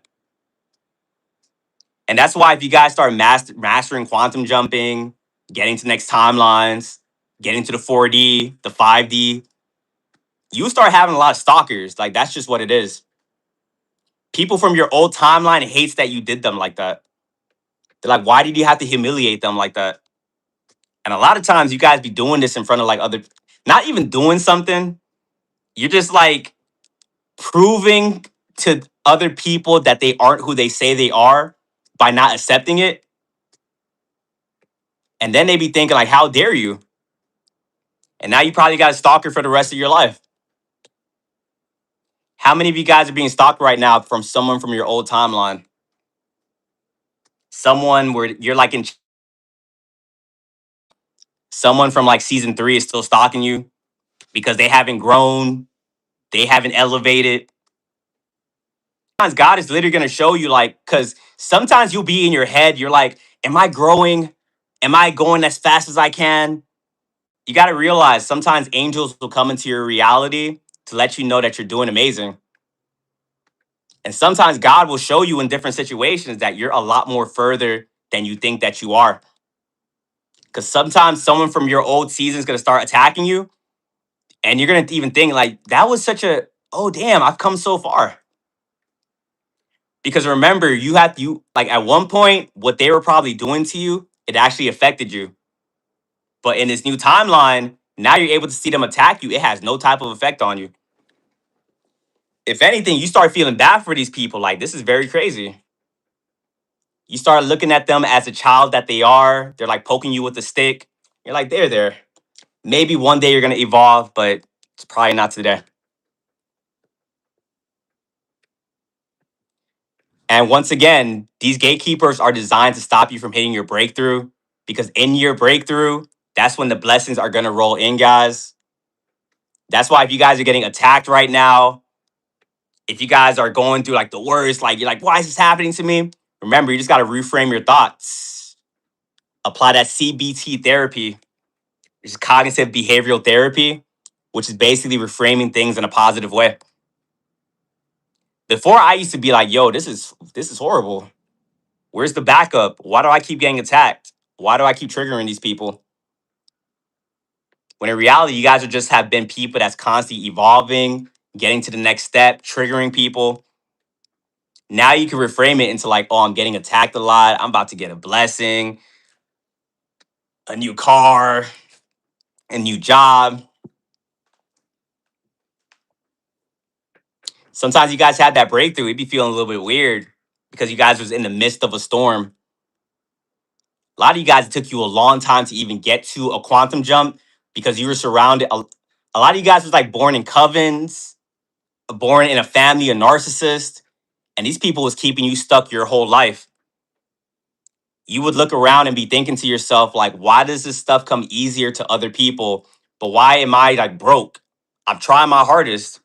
Money never seems to come my way. I keep getting betrayed, dealing with like these narcissistic relationships. That's what that generational curse is, guys. Those curses keep you stuck at a timeline. Keeps you stuck in a timeline where you're broke, you're depressed. It's a timeline of you're around narcissists and stuff like that. And if you guys are in this chat, you guys awaken to the fact that you guys are generational curse breakers. You guys didn't want to be stuck on that timeline that they had presented for you guys. Because if a lot of you guys stayed around old friends, old family members, you would be going through the same situations, being broke, not able to get that new job, not able to get a car. Sometimes you guys got to walk away from the people that's closest to you so you can quantum jump. And sometimes that's like a bittersweet feeling because, yeah, sometimes you discover that someone's demonic, someone's a demon, but still, like, damn, like you have memories with this person. Some of you guys had to walk away from like your own family members, like your parents, your siblings. Some of you guys had to walk away from your whole hometown. Like, remember too, like we sign up for this stuff. These are soul contracts. If you guys had your whole hometown go against you, you guys are brave people. You guys had your whole hometown go against you, your family. You signed up for the hardest level in this life. You know how hard it is to quantum jump when your whole environment is against you? Everywhere you look, someone's hating on you. Everywhere you look, someone say, "You can't do it. You can't do it." Anytime you try, they start hating on you like crazy. Some of you guys try to make it on social media. You post something, they screenshot it, they send it to everybody. Who do they think they are? Da da da. Putting the evil eye on you. You guys signed up to go against your hometown. You guys are very brave people. You guys are thinking to yourself, I can do this. And you also know the bigger the trauma, the bigger the blessing. If you guys sign up to be in that narcissistic family, going against your hometown, narcissistic relationships, your blessing is going to be amazing. Remember, the more you're getting attacked, guys, the bigger your blessing is going to be. And that's how you have to reframe your thoughts. And it might not look like it in the beginning, trust, because you're surrounded by like witches and warlocks, covens, this and that. These people have you under a spell where you lose everything. How many of you guys lost everything in your life at one point and you had to get it back? Drop ones in the chat. That's you had a witchcraft spell on you. Your own family wants you to be broken poor, but the world is a stage. So while they're doing witchcraft on you, they're telling you like, we believe in you. You can do it. Remember, we're living like real biblical stories, guys. A lot of you guys go through the book of Job. For those of you guys that don't know what that is, it's the person in the Bible that lost everything and got it back. And that's what happens to you guys as long as you guys keep the faith. Once you lose everything, you're gonna get it back times 10, times 15. And also when you quantum jump, you hop into that next reality, you get into 5D. God's gonna, the same people that was like jumping you, God's gonna bless you right in front of those people. The same people that was like laughing at you, telling you can't do it. Who do you think you are? Hey, one thing about those tables, they sure do turn. And another thing, too, guys, you guys have amazing memory. This is not even a spiritual thing. This is not even a psychic abilities. You guys just remember how they treated you when you were down and out because that was something you just never expected. But they think that you forgot. And some people, you will quantum jump. Some people have the common sense to be like, all right, I messed up with this person. I'm going to leave them alone. That's just an L I have to take. Some of these people are very bold. Like, it's very crazy. Things you're going to see people do. You're going to have someone treat you at your worst when you were at your lowest. Then when you quantum jump, they'll be like, hey, what's up? You remember me? We were good. We were friends. I was supporting you. What you talking about? And that's when you're going to start seeing how fake humanity can actually be.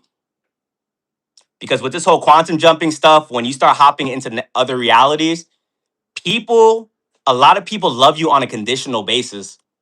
And we had to find this out the hard way. Because growing up, we thought everyone just loved each other. It was rainbows and sunshine. Everyone just wanted everyone to win.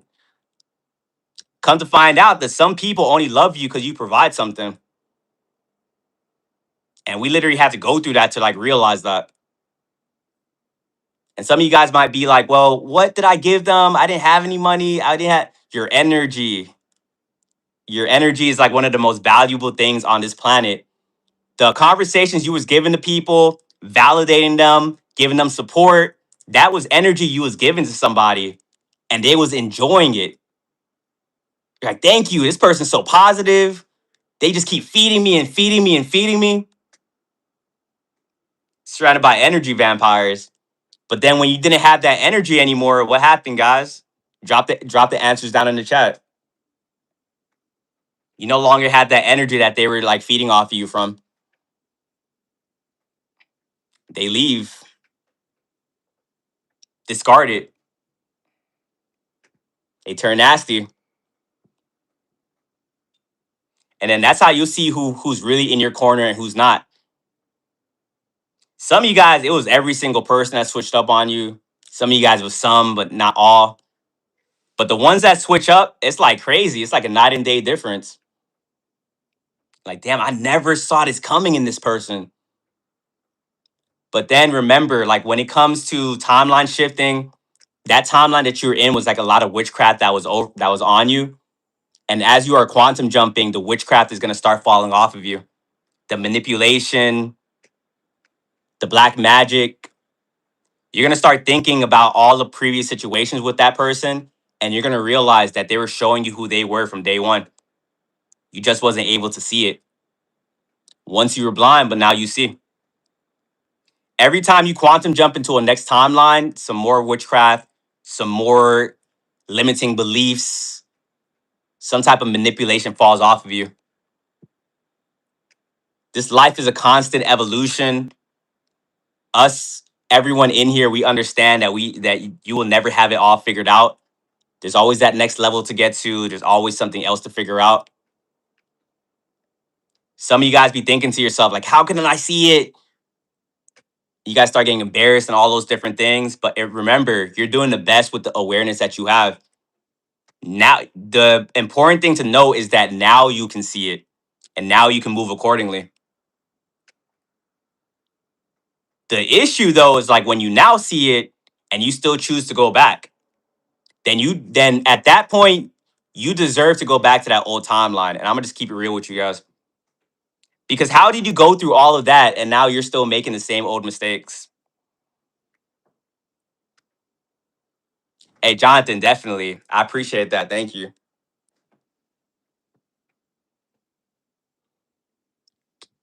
People don't just like quantum jump, then sabotage, like just out of no. Hey, Snub, appreciate that. Thank you with the galaxy.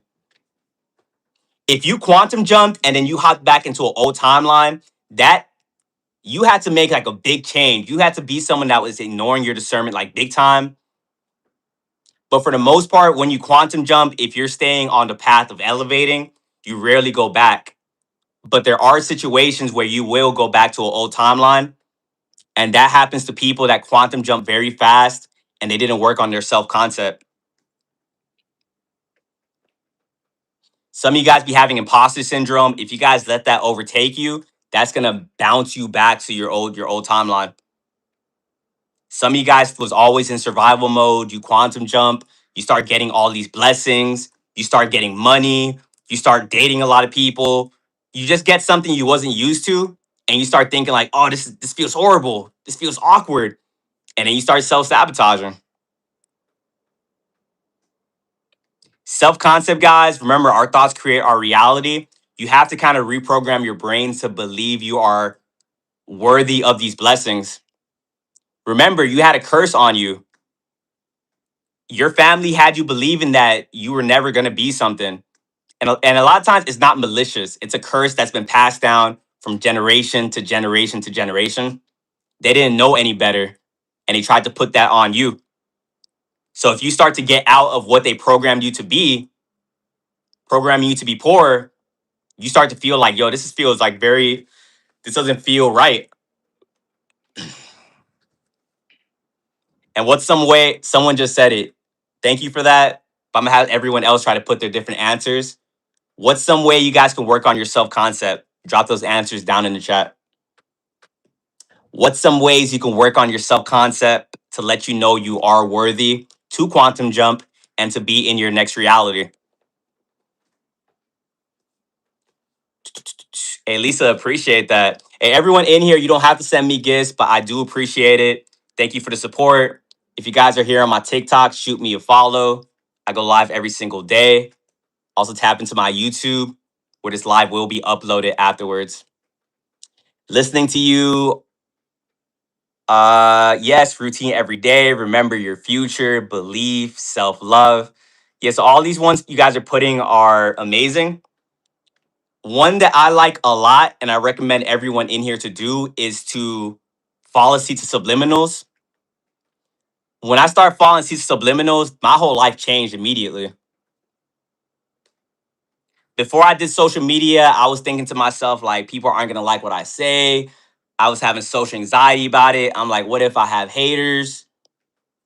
I started falling asleep to subliminals. I had my Kundalini awakening and I never looked back after that. Subliminals are what you fall asleep to. It's like positive affirmations, like while you're sleeping. So every night I go to sleep, I got something playing that's saying you are worthy, you're accepting of success, just things like that. And now I believe anything is possible, to be honest. And remember, your thoughts create your reality. So if that's what you think, that's what you're going to get in your reality. The longer I listened to it, the bigger my social media following grew.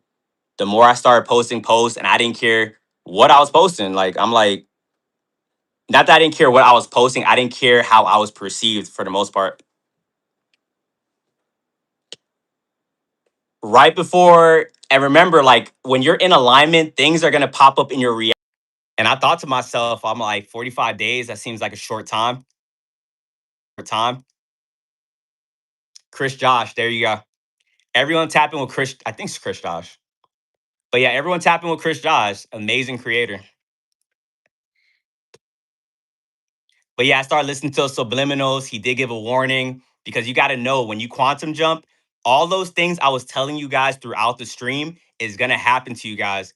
And if you guys aren't prepared for it, if you guys are if you guys are still attached, listening to those subliminals is actually going to like make you go like it's going to how do you say it's going to stress you guys out. It's going to make you guys depressed because you guys are going to start losing things and you're going to be like, why am I losing these things? But you're starting to listen to the subliminals. You're starting to get to that next reality. And you got to be okay losing some things along the way because that's how you quantum jump. So, to everyone in here, if you guys want to start quantum jumping and you guys want to start listening to subliminals, that's my warning to you guys. Understand that it is going to happen, but it's more so be careful what you wish for. Because yes, you're going to get to that next reality, but you don't really know how you're going to get there. You might think you're going to have like an idea of how the quantum jump is going to go, but you never know what exactly has to happen for you to get what you want. Start slow, exactly. You start listening to it, your friends just start tripping out of nowhere. And you're like, why are they tripping? Why is everyone acting weird with me?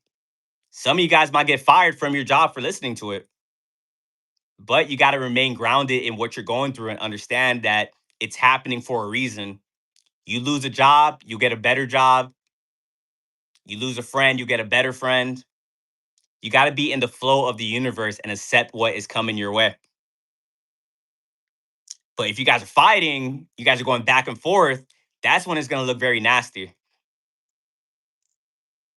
because you're saying you want this, but you're not moving in the way to be that person.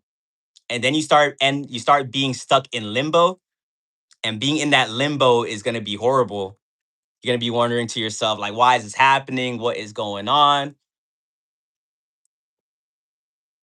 But a lot of you guys in here, you guys are in the 5D and you're already used to that kind of process. From the 3D to the 4D, that probably was the hardest point in your life because that was the first time you dealt with change of that magnitude. The 3D to the 4D was where you lost everybody, you probably got fired, you probably you went broke, and the climb out of that was pretty bad. And the 4D is just a bridge to the 5D. If everyone's in here, you had a spiritual awakening, that's you going to the 4D. Like you don't even have to ask if you're in a 3D or if you're in the 4D. Everyone in my chats, you're either in the 4D or the 5D. If you're in a 3D, you're gonna just start attacking me because you don't know what we're talking about. Their ego's gonna get triggered. Sometimes you do kind of like that rare, just very curious person that's trying to figure stuff out. So I'm not gonna overgeneralize. But once you're in the 4D, that's when you start unlocking your spiritual abilities. You start seeing the world in a little bit more spiritual. But when you're in the 4D, you still be thinking to yourself that you got to heal your trauma. consciously living in the future. You understand that the now is all you are is the now. Like you're not operating from your trauma. And if you guys want a book to help with that, The Power, any Eckhart Tolle book is pretty cool. But Eckhart Tolle, you can either read The Power of Now will definitely help you get to the 5D. Power of Now and New Earth, those two books. But yeah, as a quantum jumper, you start getting to the 5D, and then now you are in a state of consciousness that makes it feel kind of weird, like operating with other people, because you start to see that you think a whole lot differently than the people that is around you, but they don't know that you're even like thinking on this level or that you're even on the 5D. You know why they're getting triggered, why they're attacking you, but these are things that you can't explain to them. So then once again, it gives you that kind of like isolating feeling, but then also too, you have went through the lessons and now you are okay with being alone. A lot of people that are in the 5D, like we don't like being around a lot of people because now you're vibrating at a very high level where a majority of people that's like around you, they're like just pulling at your energy. And a lot of times it's not a malicious thing, it's just what naturally is happening. And if you guys made it to the 5D, it's like you guys kind of went through like a rapture. You guys have elevated, you got to a new state of consciousness. But with doing that, you had to leave a lot of people behind. And then some of you guys get survivor's guilt sometimes, leaving people behind, and there's not really much you can do about it. But I still tell people just make sure you're planting seeds with people. Never underestimate the power of planting a seed. Appreciate the heart me. And also understand if you're in the 5D, that doesn't mean like you're permanently like residing there. Sometimes life is really going to throw a lot at you, but also you shouldn't get too down on yourself because understand that you're a spiritual being having a human experience. So sometimes you might get stressed out. Being in the 5D doesn't mean like you're like happy 24/7. Anything that comes your way, like you're going to be good, this and that. For the most part, you are, but there are going to be times that you still go through your negative emotions. But because you already made it to the 5D, whenever you do get into those negative emotions, you'll be able to get back up there pretty easily.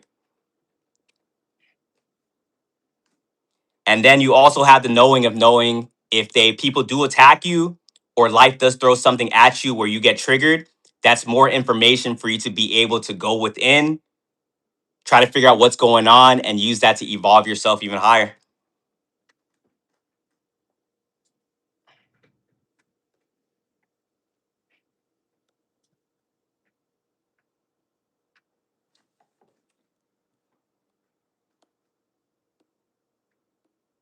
And there's like some people will say there's only 5 dimensions. The people in the 3D, they only think up to the 3D, so they'll probably only say 3. Some people say 12. I think there's infinite amount of dimensions because I'm understanding that we're never gonna stop learning. There's always that next level. And when you're at a current dimension, it's very hard to describe what it's like to someone that's on a lower dimension. Like if you talk to people that's in the matrix and operating from the 3D, and I try to explain this stuff, it's like you're talking to a wall. And a lot of you guys have experienced this type of stuff where you try to like explain people what you are thinking, what you are seeing, and it just goes out of one ear and out the other. They disconnect immediately. And you guys can see it happen in real time. When it comes to someone that's in a lower dimension and you start talking about any of these things, they just start disconnecting. They wait until you stop talking, and then they go back to talking about what they're talking about. It's actually a very freaky thing to like witness in real time because they don't even know they're doing it. And that's why you guys feel very isolated because people that's like on a lower dimension, a lower way of thinking, you can't even explain why you're seeing the things that you are seeing. Some of you guys probably had to cut off people that it wasn't a malicious thing. You just saw that you were no longer on their frequency, but you guys also get that little like sad feeling because you can't even understand, you can't even let them know why you distance yourself. To them, they see you as someone that's arrogant, someone that thinks they're better than them, that you just went your own way. When in reality, you're just like not on their frequency anymore.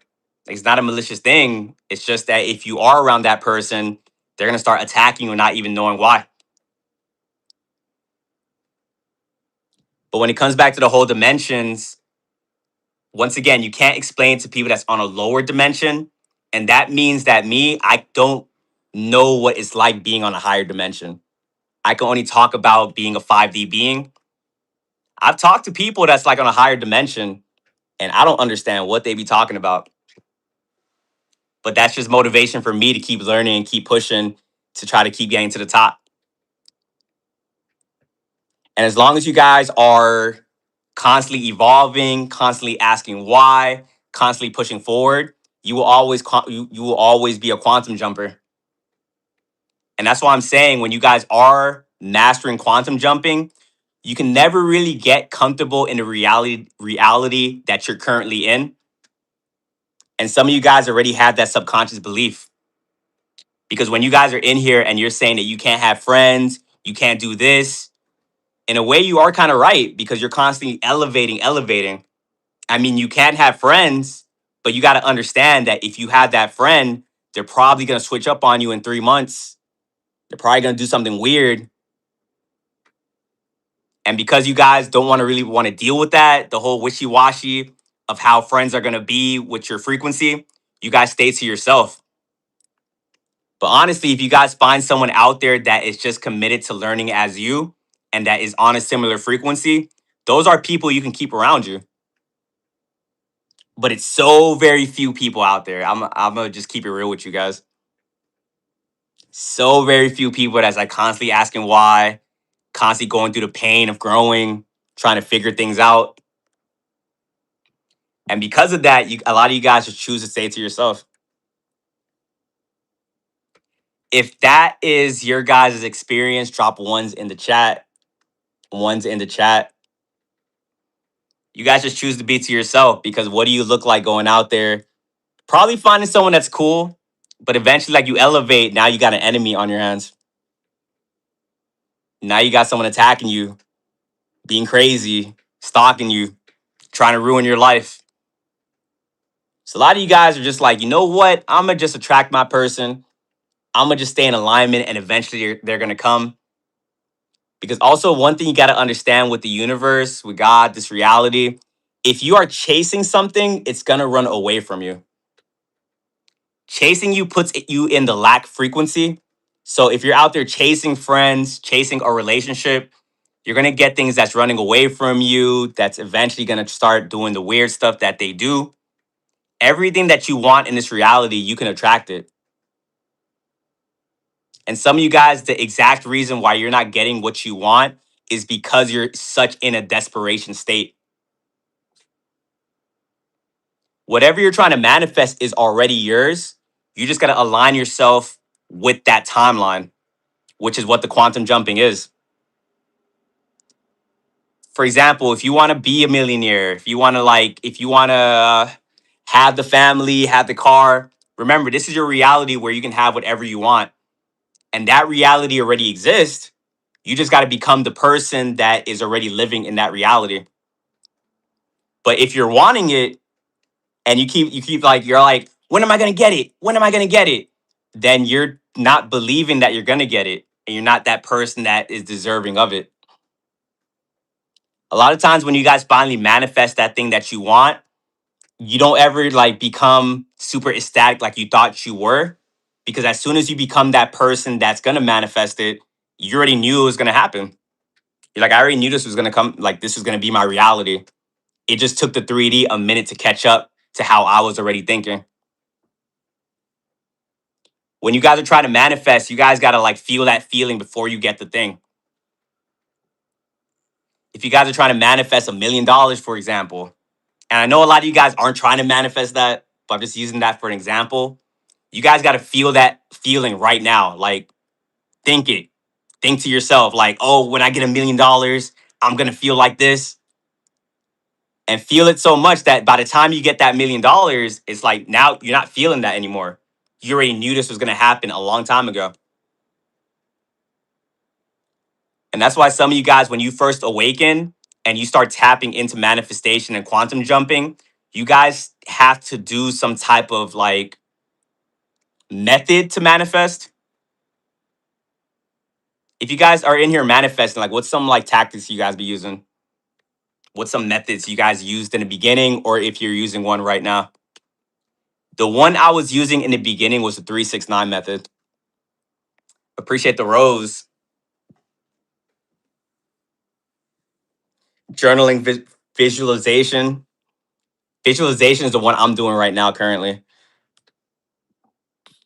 Fasting, praying, visualize. Yeah, when I first awakened, I was doing a 369, which is basically waking up, writing down your manifestation 3 times, then writing it down 6 times in the afternoon, then writing it down 9 times before you go to sleep, and then imagining it. And I remember when I first did it, I'm like, why isn't this happening? Why isn't this like, I was like in a desperation state. And you also start to realize that manifestation is a muscle. The more you do it, the better you're going to get at it. And I also understood that now I have the belief of knowing that your thoughts create your reality. So it's whatever method you believe in, because that's the rule that you put on. So I never have to do the 369. So now how I be moving through reality is I just think about what I want, know that it's already in my reality, and I keep it pushing. When you no longer are desperate for your manifestation, that's when you notice these things come to you pretty fast. And once again, if you guys are people that are attached to things a lot, that's going to make it very hard for you to manifest.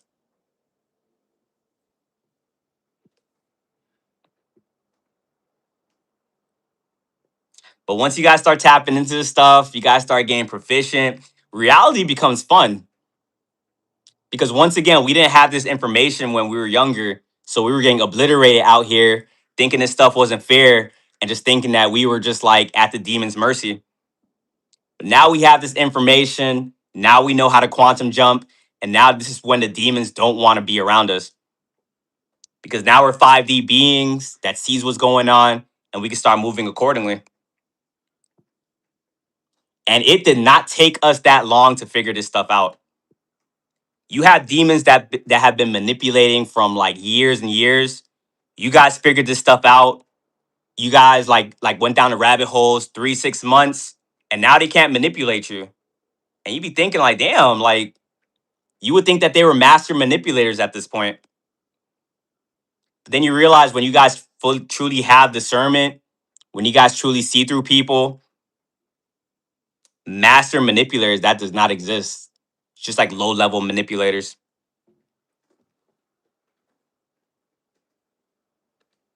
And remember, new levels, new devils, these manipulators, warlocks are trying to keep you guys stuck in these timelines. You guys got to like look at life as like a video game. Like when you go out there, who's the enemy? What are they trying to teach me? Let me just maneuver around them and just keep it pushing. And when these demons can no longer get to you guys, they're gonna curse, they're gonna scream. They're like, "What witchcraft are you doing?" It's like, nah, you're living like how you're supposed to be, how you're supposed to live. Us being down here, we can have whatever life we want to have. But these curses makes you guys think it's not possible. In the beginning, if he told you guys you can do this, you can do that, a lot of your thoughts was kind of fighting what you were thinking. And then you realize that your thoughts, you're not your thoughts. That's another cool thing you do after you awaken. One lesson that we had to learn. You have to separate from the thoughts, understand that a lot of things that you are thinking is not even you. These curses that your family was putting you under, these curses, these narcs were putting you under, was having you think in a way that you didn't even, that you thought you were consciously thinking. Sometimes a lot of you guys have insecurities, a lot of you guys have doubts. That didn't come from you. That came from someone that was in your past. Metacognition, facts.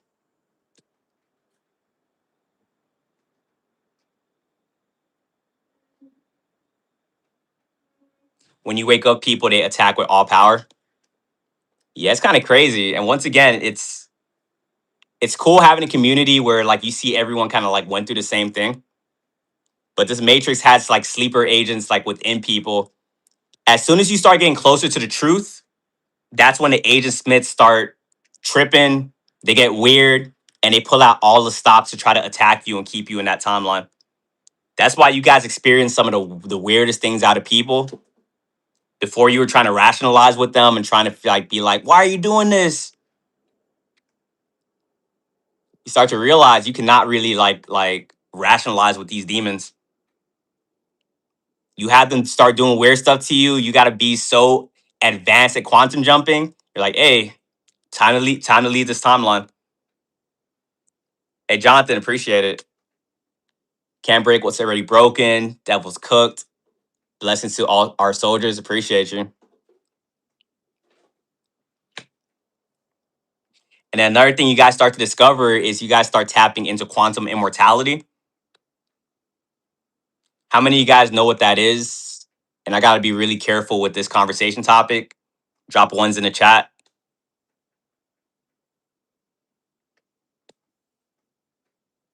Franny girl, appreciate the heart, me. I got to be very careful with this topic. Remember, TikTok was tripping on me last time. But it's basically the fact of understanding that right before you might, hopefully, you guys got what I meant by that. You're able to like shift timelines and go into a timeline where that hasn't happened. For a lot of you guys, right when you guys signed your soul contract and came down here, a lot of you guys came down here with a very important mission. Came here to raise the vibration of the planet, light worker, being in the front lines of spiritual warfare. And when you have a very big calling, God isn't going to let them take you out as easily. Some situations you guys went through, you knew like, damn, like that was supposed to be a wrap. You be thinking like, how am I still here right now? It's because you guys are like proficient. Like you guys start hopping through timelines where that didn't happen to you. And that's how you're able to escape these demons because on that timeline, they were like a worthy competitor, someone that was able to take you out. But then once you get to that next timeline, it's like they can't touch you on that one. Because with each timeline shift you guys go through, you're gonna get like an ability upgrade. You're gonna get more protection where now the level 5 demon can no longer do something to you. New levels, new devils. Now you got these new upgrades. And understand that any upgrade, any abilities that you guys have right now, it can get stronger. If you guys are in here, you have the gift of discernment, that can only get stronger. When you guys first unlocked discernment after a quantum jump, you was like, damn, I don't want this. This is horrible. Being someone that can just see through everybody, that's a very uncomfortable feeling if you don't know how to control it. But remember, God doesn't give you guys anything that you are not ready for. So you guys probably quantum jumped, got the gift of discernment, and you're like, yo, this is overstimulating. Why am I seeing through everyone? Why can I tell that everyone's lying to me? What's going on? It's like a TV show. It's like you're like a superhero, but you have to learn to use your ability. Because if you don't know how to use your ability, it's gonna work against you. And it's not just your gift of discernment. You had other abilities that you unlocked, such as your clairsentience. Now you're very sensitive to energy. You can walk in a room and really feel if people are talking about you, if people are fighting. And that's a cool ability when used to your advantage. But when you don't know how to control it, you go outside and it's like you just feel everything. All that energy's coming in. And because of that, some of you guys are like, nah, I'm just gonna stay in the house. This is like too much for me. Once again, it's like you awaken, you quantum jump. There's not a mentor there, right there to kind of help you figure these things out. That would have been amazing. Imagine all of us in a collective right now. We have people we were assigned to. They awakened. We went to go let them know that they're not alone and that we'll teach them to like handle their abilities. I'm telling you, the X Men movie is about us, guys. The X Men movie was about us. Like Xavier, you know, Xavier be going to the mutants and be like, "Come with us." That would have been amazing in real life. Going through a dark night of the soul and having someone walk you through it. You guys was alone. Like you guys quantum jumped into a reality. You're just like, where is everybody? Why in this reality, every time I talk, someone's getting triggered. I'm getting attacked. I'm on the run. Demons are hunting me down. That's why a lot of you guys had to awaken without knowing what was going to happen beforehand. Because think about it. If you told your old self, like, hey, you're going to awaken, but this is what's going to happen to you. If I told my old self that, I'm like, I'm not doing this. I'm gonna be like, I don't know how you lost your mind. I'm not doing this. Even when I awakened too, I was even asking I was trying to figure out how do I go back. I'm not gonna be one of the spiritualists lying to you guys on the internet and tell you guys that when I awakened, it was rainbows and sunshine. I was skipping in the garden, frolicking. Some of these stories, I don't. Some people would be playing characters online. I'm gonna tell you that was one of the worst moments of my life, and I didn't know. I didn't even know how I triggered this. Like all I told myself in the new year, I wanted to start meditating and being more healthy. Boom! Now I'm in a spiritual warfare. Lost everybody. But it definitely will make you strong. Like everyone in here, you guys are in a war, and to have a war, you got to get molded. You got to be in the fire. Now you guys have a strength about you that feels almost supernatural. Now you guys go through some things, and when you go through it, you're like thinking to yourself, like, man, I should be feeling something right now. Like, why am I so calm right now? And your calmness is gonna like really like freak out a lot of people out there. Because you already went through the worst of the worst. So what can this demon really do to you that you haven't already been through? And that's why when you guys start quantum jumping to these next timelines and demons from old timelines be trying you, you really be thinking like they don't even know. Because if they knew everything you went through, everything you alchemized, and that you're truly divinely protected, a lot of people would just leave you alone. But some gatekeepers, the ones where you guys was able to outmaneuver them and get to your next timeline, you guys will always have that super villain out there that's like, I'm gonna get my revenge. And once again, you be looking at people like, what are you talking about? And that's how you know you're really in a war. People are doing like super villain things. And the whole time you're just kind of ignoring people like, damn, like what is happening? That's why you guys got to keep upgrading. This stuff gets better and better.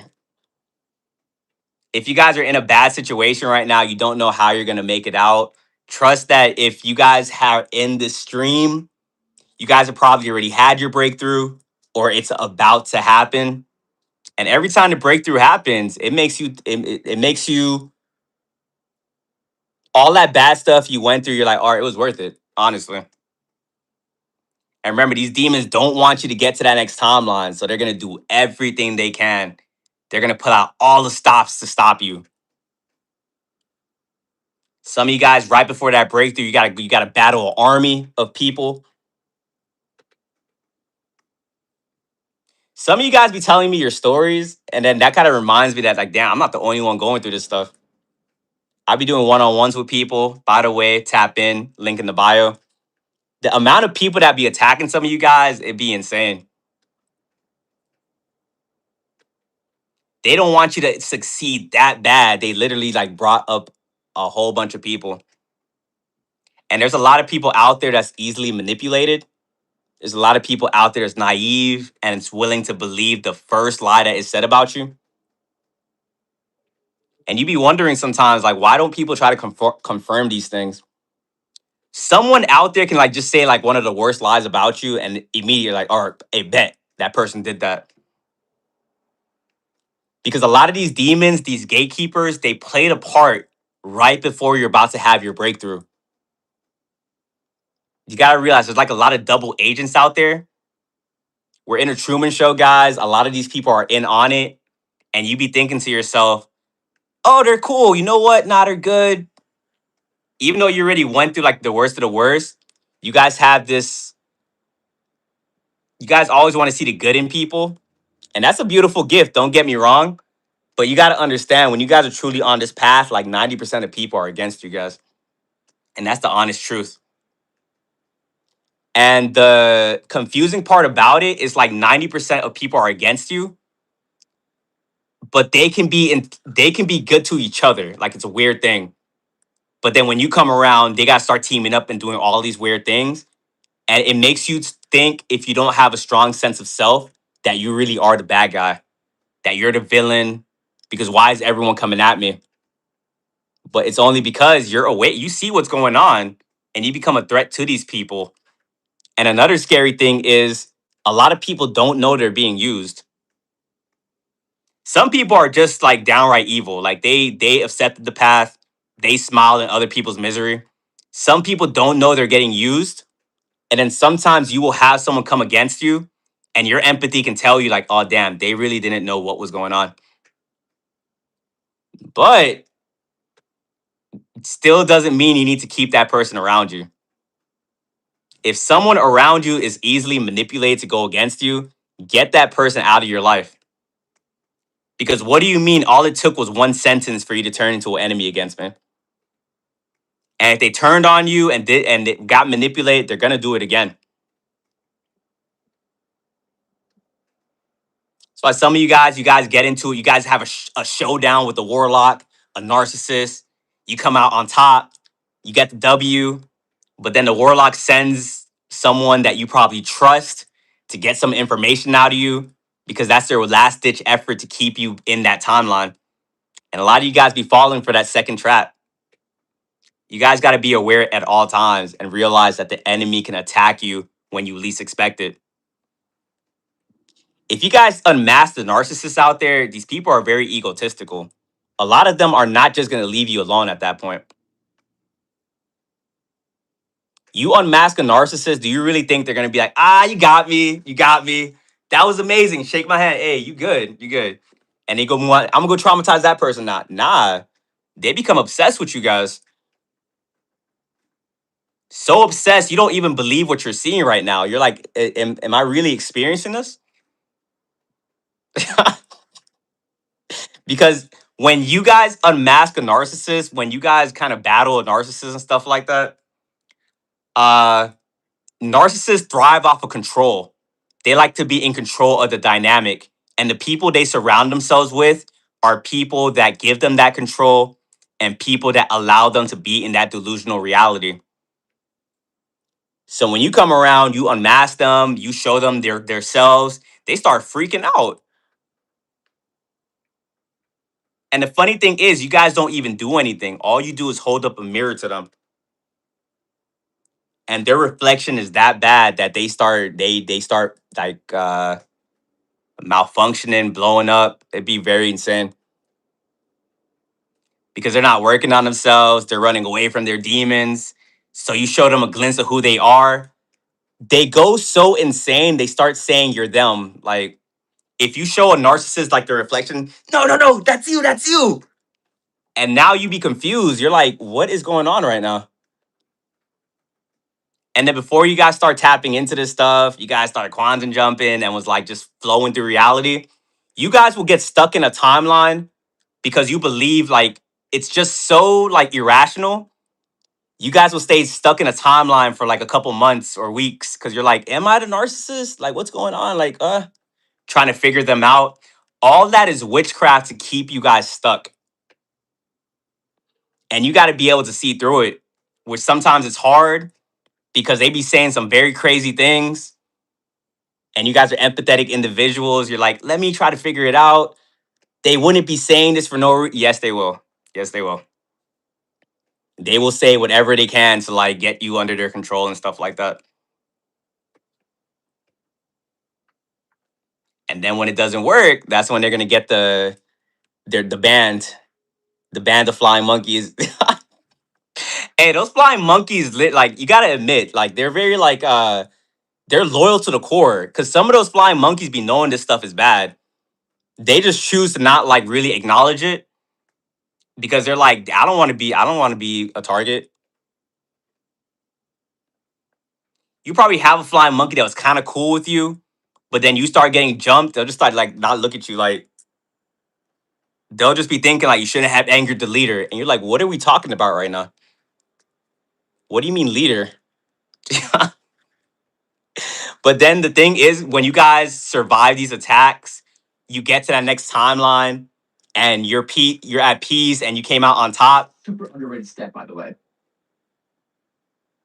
Give me 1 second. Order now and get 10% off your first order. It scared the hell out of me. But once you guys get to that next timeline, they're going to want to come back around you because now they see you as the victor.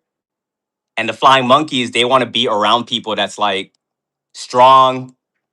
They want to be around people that can lead them as well. And that's why they stay around the narcissist because people that are narcissistic, they have those like leadership like capabilities. And that's why some of these groups that you guys dismantled, they're going to try to come around you guys looking for you to be the leader. At that point, you're already gone. You just left them behind.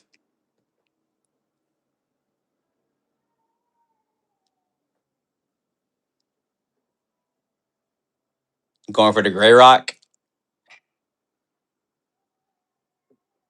Energy vampires. How many of you guys signed up for like the twin flame journey? Let's talk a little bit about twin flames, quantum entanglement. Impulse, appreciate the follow.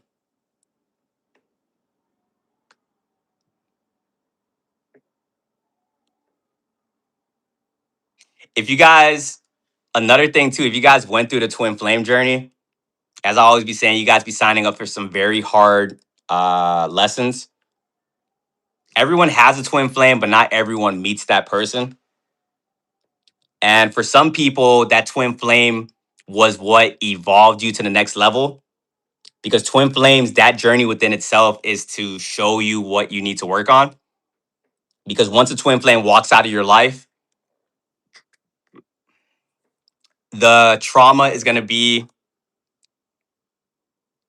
Jonathan, appreciate it.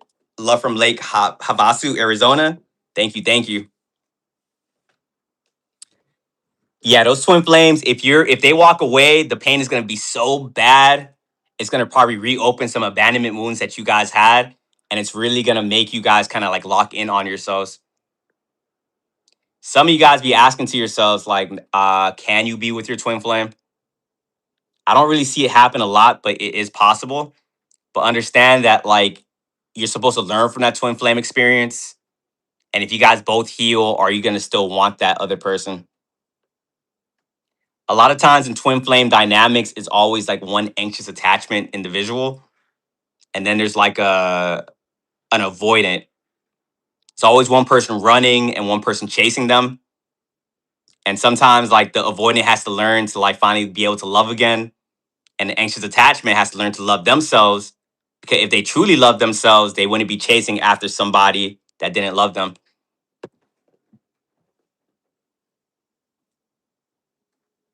And how you know that person is your twin flame, that's just someone that thinks exactly like you. It's like your twin.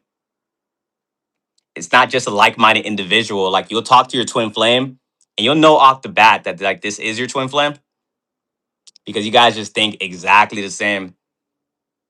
But also too, twin flame journeys is there to help the other person like elevate spiritually. So sometimes a lot of times you'll meet your twin flame, but this is just a version of you that was like younger or something. That'd be like the trippy thing about this journey. You're gonna start to understand that we're all reflections of each other. You'll meet some people where you're like, damn, this is like me from like This is me if I didn't learn this lesson. This is me like a couple years ago. Now your twin flames is exactly like a carbon like copy, probably just the opposite gender. It's not always the opposite gender because sometimes these things are platonic. And then you be watching them like you be thinking to yourself like, damn, this was me. And I know on paper it seems like if you date someone that's exactly like you, that seems like a match made in heaven. You're gonna understand that like that's not always the perfect thing. You probably have traits about yourself that you don't even know you do. And then the other person's gonna do it. It's like, why are they doing that? Oh damn, I do that. And once again, that's kind of like there to show you that, oh, you gotta work on this, you gotta work on that. He is me. If I had no empathy, yeah, that'd be crazy. Some of you guys sign up for the twin flame warlock avoidant combo. Very brave, very brave. You guys just like want that trauma to, because once again, that trauma is gonna like elevate you guys. So if you guys had that twin flame journey after walking away from that person, you became a whole lot stronger. Your abilities kind of went up again. You got stronger discernment. To get this knowledge, you got to go through a lot of suffering. To quantum jump, you got to learn certain lessons. And to learn a lesson, you got to go through some hard experiences. That's why for a lot of you guys to even be in this chat, the initiation was pain and suffering. But it builds character. And for a lot of you guys, it made you funny. It's one thing I'm kind of noticing. A lot of us on this path have like a very good sense of humor. Cause we just stopped taking this stuff serious a long time ago. Some of your peers, they still think this stuff is normal.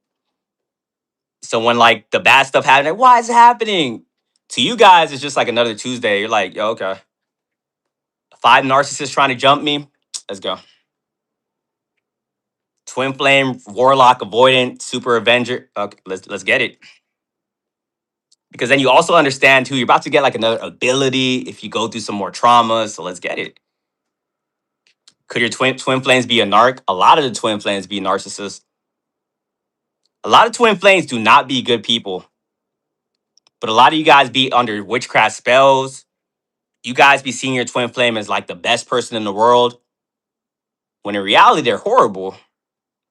That limerence be really getting you guys because once again, you guys be wanting to see the good in everybody. Your twin flame is literally bullying you, manipulating you. But once again, when you meet your twin flame, it's like there's something about you as well that you got to work on. But a twin flame dynamic in the beginning is like a toxic relationship. And if you're still craving a toxic relationship, that just shows that you got to heal. And then when you heal, you're probably not going to want to be around that person because when you heal, you're going to start seeing that, oh, this is a bad person. I have the belief of like soulmates. I know everyone has a soulmate out there. A lot of people give up along the way though. And I don't blame them because this generation of social media makes it very hard to find that person. But understand that they are out there and they're in a timeline out there that you got to quantum jump into. You just got to merge into that timeline when you're going to find that person and understand that they got to do the same thing too. You're on this side, they're on this side. You got to pass a test to get up here. They got to pass a test to get up there. And then when you finally pass the test, you guys will meet. Because when you meet your soulmate, you can't really have things wrong with you that's going to make you sabotage a connection. Your abandonment wounds, you got to heal that. Your avoidant tendencies, you got to heal that. So if you guys are like right now, like, why haven't I met my person? You got to go with them. Funny, appreciate the follow.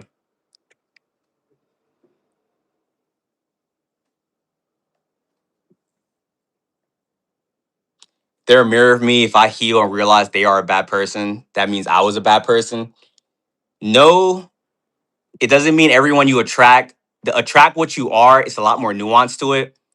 Like, let's say if you attracted a narcissist, that doesn't mean you yourself are a narcissist, but something within you, a wound, is what attracted the narcissist. If you attracted them and they was like a bad person, that means that you probably grew up, your family members was toxic. You thought that that was real love. So that's why you attracted in your reality. But then we attract things to show us what we need to work on. It's gonna be painful too, because you guys will like meet people and you would think to yourself, like, finally, I finally met my person. I did the work. I'm finally getting reward, and boom, ghosted. Boom, manipulated, cheated. You're like, yo, what is going on right now?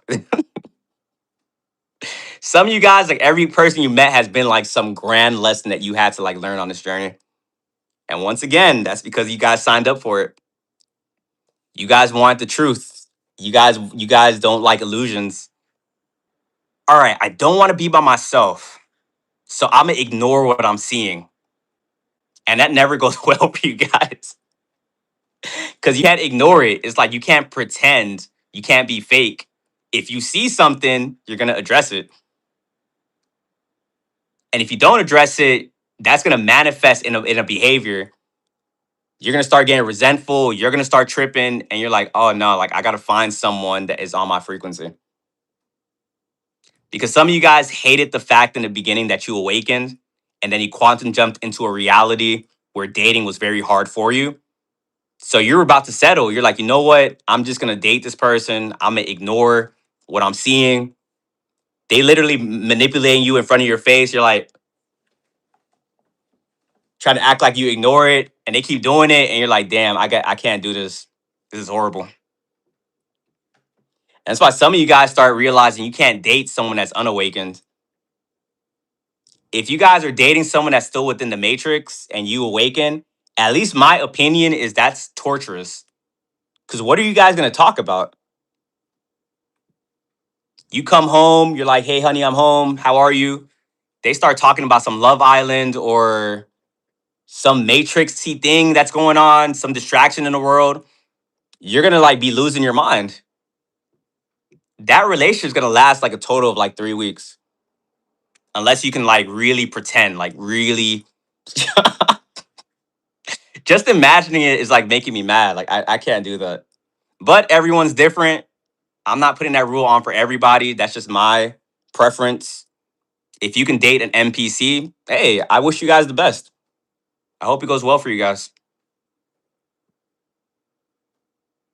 It's not even worth 2 minutes of my time.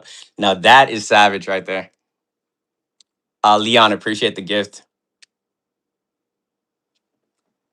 I think some of you guys probably thought that as you awaken and the more you elevate it, the easier it might become to date.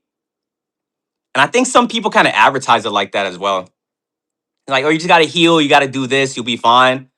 The more you heal, the harder this stuff gets because there's very few people out there actually doing the work.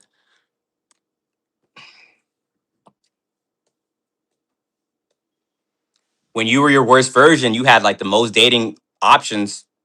You probably had the most friends. This stuff wasn't hard. As soon as you opened up your mouth, you had two more friends, going to parties, having the time of your life. Now you're at this frequency. It's like, damn, like, where is everybody? And then you can't really get advice from like matrix people because they'll give you like very like a matrix type of advice. They'll be like, well, go where the high vibrational people are at. There's not that many people that's like thinking like you guys. And if you do find someone that's thinking like you're not going to be thinking this way in a couple weeks or months.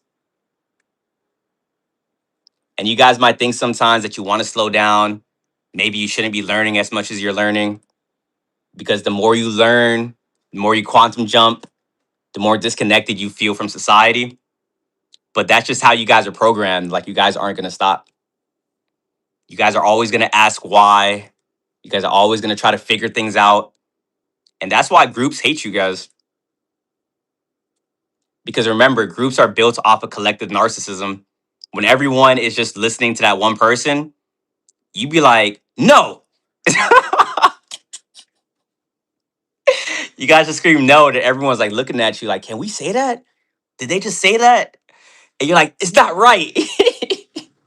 And now you got to battle another cult. Now you got another like cult or coven on you guys. And yeah, you got to dismantle them. You guys can't live in an illusion. This stuff just feels very weird.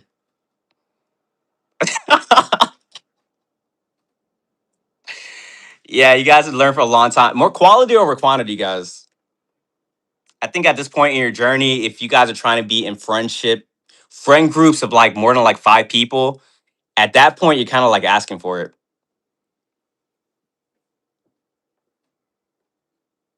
And you guys would always wonder, like, why do I feel off? Like what's going on? Why do I feel this?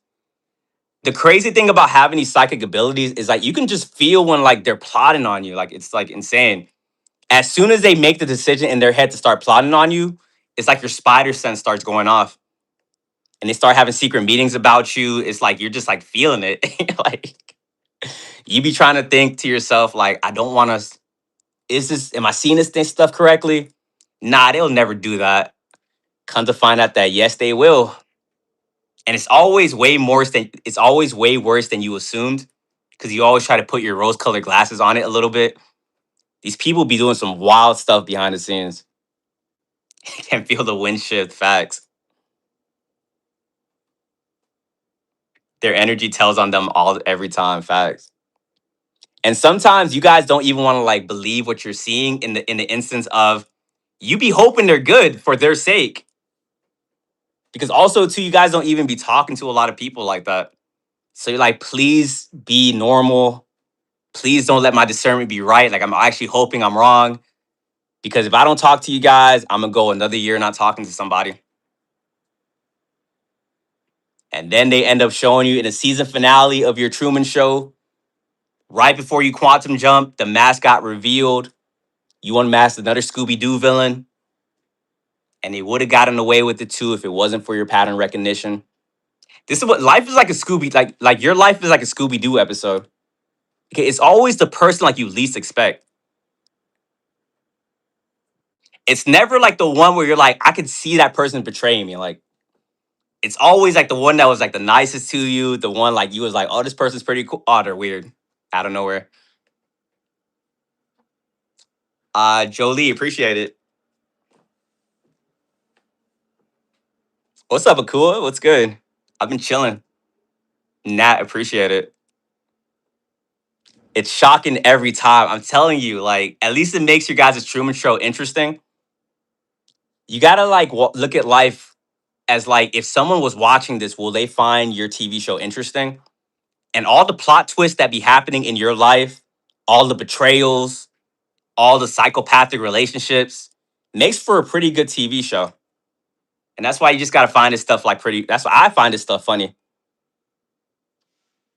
The biggest like the only really negative feedback I be getting from people is like, why are you always smiling in your videos? I find this stuff funny. Like people are very interesting. My life would be an epic movie.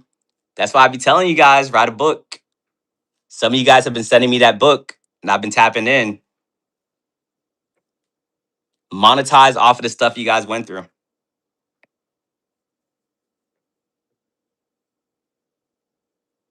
I just said my life is like a Scooby Doo episode. The only difference is like normally in a Scooby Doo episode, they get arrested at the end. But when you unmask someone in real life, it's like the battle just doesn't end right there. Now you're gonna have a sequel where they're like stalking you. They come back and they're like angry and stuff like that, and you'd be like, damn, like yo. Because also too, you guys don't try to do this stuff on purpose. They expose themselves. They expose themselves, then they get mad at you, and now you're a lifelong enemy.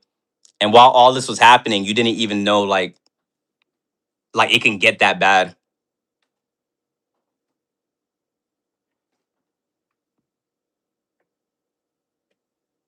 I forgot about Black Mirror. That's actually a pretty cool show.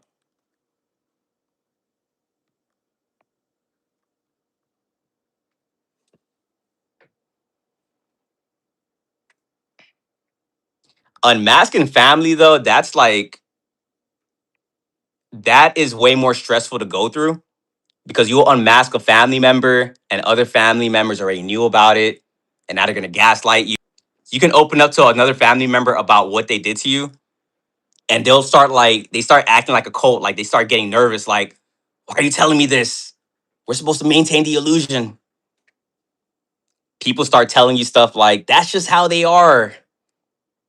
And you're like, I know that's how that's not acceptable